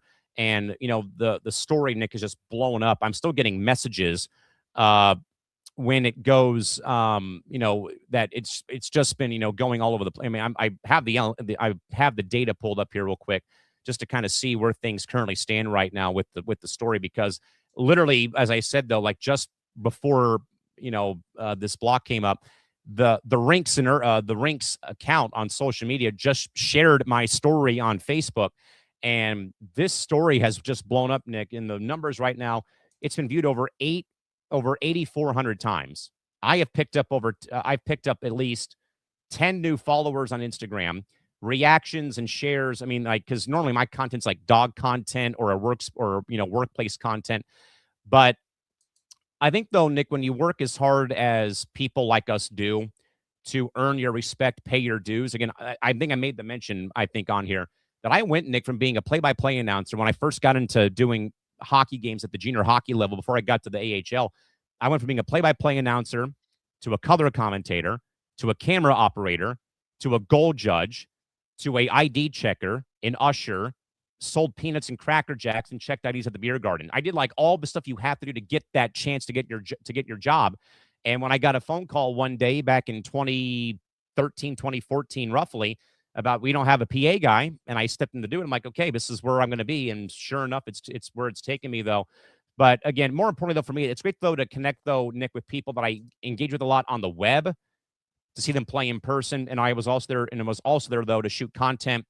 I missed out, though, on seeing Blake Bowman's team play. Sadly, again, Blake was a guest of ours on Press Row to talk all things about the Olympic Games and the double gold by the USA hockey teams over in Milan Cortina. But I missed her team play by about an hour, sadly. But I got to watch Josh's team play. They beat the crap out of some team from Arizona 8-3 in their game. Got to see, again, like O'Hara and all the people I know around there. So for me, though, it's fulfilling, Nick, to be able to go, though, to the tournament, though. And again, it would not be possible without like the generosity, because, Nick, I see this all the time, though. And I've documented this, though, too, that this sport, though, is just so damn expensive. Even if you're not even playing in the thing, in my case, it was, getting enough money for just, travel up and back, food, water, atmosphere, you name it, just to be able to, go and give this sport that I have given so much of my life to its due diligence. And to, again, and this thing is just still blowing up. I mean, the Substack has picked up numbers. It's been viewed 130 times. So, I mean, it's one of my better pieces so far. Again, I usually write on Substack about once a week, twice a week, usually. And let me actually, though, Nick, go and read what the rink actually shared with their post, because this was really, really cool. They just wrote this out. And they wrote, Nick, they wrote, a great read and small glimpse of what it means to play in, work, or attend the Narch Finals event at the rink's Irvine Inline. Months of prep go into each finals. Rink upgrades and facility work is only half the battle. Planning for and imagining every possible contingency plan in advance to keep the game rolling, and still random things happen. Our small staff of 30 come together for 12 brutal days in the dead of summer to put on the biggest hockey tournament in the entire country. We operate nearly 24 hours a day for the duration. At any given moment, we have thousands of people in our roller hockey wonderland. Staff are pushed to the limits with trash cans that seem to fill fast, snack bar lines, and bathroom restocks. But this is when the building is alive. There's an excitement. There's an air of excitement and hockey stank we would not have it any other way, Nick. And I made sure to capsulate like all that minutia, because that's what you will notice when you first come to the event. You walk in, you got 3 rinks to watch games. You got vendors all around those selling gear. But also, Nick, more importantly, you've got teams that are camping out like it's Coachella or a big music festival, and all you see is gear laid out and the smell of Febreze in the air because of just how it is. So, and again, it was 85 degrees, Nick, out there. Thankfully, all 3 rinks are covered, though. But you step outside, though, it's like you're walking into a sauna out there. And then you got that stench, though, of the Febreze and all the gear being laid out there. But then you've got some really good, like, hot dogs and great Mexican food. And you got a full-fledged Brewery X provided beer garden that I think they went dry after the women's pro final and after Josh's team won yesterday, or they won Saturday night. Like, they outdrank the rest of the entire group. And I mean, the first games, by the way, Nick, are like at 6:45 in the morning. The last games went into like 11, or won't start to like 11:50 in the evening, and it carries over into midnight. And Nick, they're there 12 straight days to let all the kids play first in like the first week. Then all the pros come in and play the last 4 days. Like Josh's team, Blake's team, they all played the last 4 days of a tournament, though. But I mean, it's absolutely, folks, incredible. If you want to go and find it, by the way, find the link or the article on my Substack at Mr. Small Market Sports that works in conjunction with both my podcast in audio form and with our network. It's a very cool glimpse, though. I did a video dump too last night of some of the videos I got from certain teams that were from San Diego who were playing there, like the Haichu women's team. Again, that are named after a candy company, for example. Josh's team, some of the women's final and some of the pro final for the men's side. So it's I wrote it, though, Nick. It is very much hyper overstimulation, but in a good way. I mean, I think I put in 15,000 steps walking from all 3 rinks to watch what was going on, though. Because when you're a rink rat like me, man, you can go and get lost in any game. It doesn't matter if it's the 6-year-olds playing or the old guys playing at age 55 who got their knees taped up still. No, I meant it looked like you had a really good time, and we'll try to. There's something possibly in the works for you to do a live show from a different tournament. Hopefully. Yeah, that'll be probably next Friday. So another event that I give back to is called the Classy San Diego Hockey Tournament. It's a 3-day tournament held every end of July that is held here locally at the famed San Diego Ice Arena, SDIA as we call it, up in Mira Mesa. Every year that this tournament goes on, though, we have a charity benefit for the event. And this year, I think we're working with Rady Children's Hospital, I think, the local kids' hospital here in town. So all the fees that the teams pay all goes towards the fundraising efforts of the hospital. And in the last years I think we've worked with the animal shelter. We've worked with a military veterans coalition called Shelter to Soldier, where they helped put dogs with veterans who have PTSD. And this year we're working with, I believe, with Brady Children's stuff. I might be wrong, though. But it's a very small group of people that I work with, like maybe 4 to 5 people. The plan, though, is to be there on Friday next week from 6 to 9 p.m., barring internet, to go and live stream from the event. Maybe we'll have a QR code to donate to the cause, though. But literally they split the rink in half, though, and they play one 30-minute game. And it's constant motion 3-on-3. And it's a great cause. A lot of my friends who play hockey that are usually on the ice side, they will play in this tournament. So I might try to get some interviews, get some footage, though. But it's a very, Nick, very fulfilling experience, though. In a way, is like my kickoff of the hockey season is when the inline season for me kind of ends, though, and then Classy hits. I'm kind of getting back to the swing of the hockey season in general. Yeah, it sounds like a good experience. We'll see what we can do. We're going to try and set up. What day is it normally? Usually it's the last 3 days of last day of July, first weekend of August usually. But I'm going to try to be there on Friday. Actually, that would make sense as long as there's no international fight card. But have to think about that because we have a couple shows on Friday. But I think we can figure something out and do a live thing from there. All right. Is there anything left? Because we're a little bit over time here. I think we're good, actually, for the evening. By the way, almost 1,900 people in here. Bravo. Thank you to everybody who's come in and watched tonight. If you missed the Ryan Clark conversation, you can go back and watch the replay. Go to YouTube, youtube.com/ETB Network. Go over, like, and subscribe to the content, whether it's this show, whether it's Bando's Breakdowns, whether it's ETB Sports, whether it's Callan's Cranium, Moving the Goalpost, Football Forecast, Forever Power 5. There's so many shows Between the Ropes. Do your part to help us out. Just do it. All right. But again, thank you to everybody. This has been a great show. We've had really good turnout for both shows, and Nate will be back in his spot. But here's the plan going forward. So when we get closer to the football season, Nate is going to be moving. So give and takes with Nate Miller, the guy who Callan mentioned before, is in Italy. That's why we're doing the show in these slots for 2 weeks. The plan is he's going to move to Tuesday, same slot, 9 or 9:30 to 10:30, or 9:30 to 10:30 p.m. Eastern.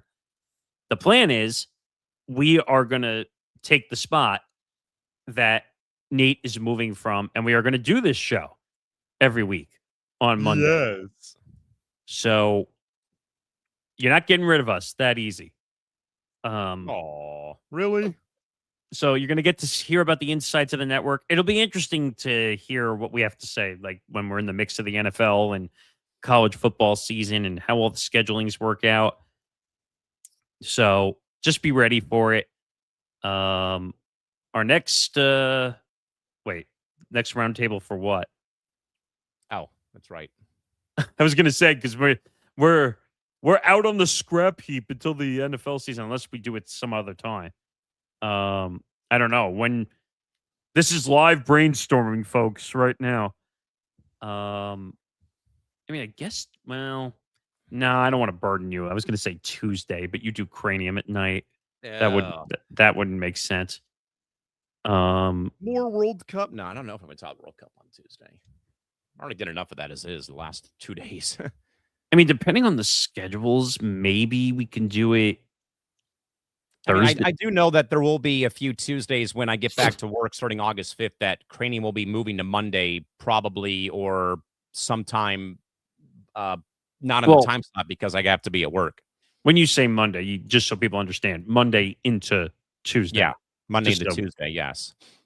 So I don't know. Maybe we can do it when you get home. Maybe get a late night content dungeon. Maybe on that was kind of the whole purpose of the show, was doing like late night content. So maybe we'll do that. But again, I can't thank everybody enough. Almost 1,900 people in this room, and I've seen constant comments on YouTube. Thank you from the bottom of our hearts, from Callan and myself, because we work really hard on all this content, not just the shows we host. We work on everything that goes on here at this network as we continue to go up and above, and whether that includes dumb people who don't know how to do their content correctly. Well, he can have one person watching his content all the time. I really don't care.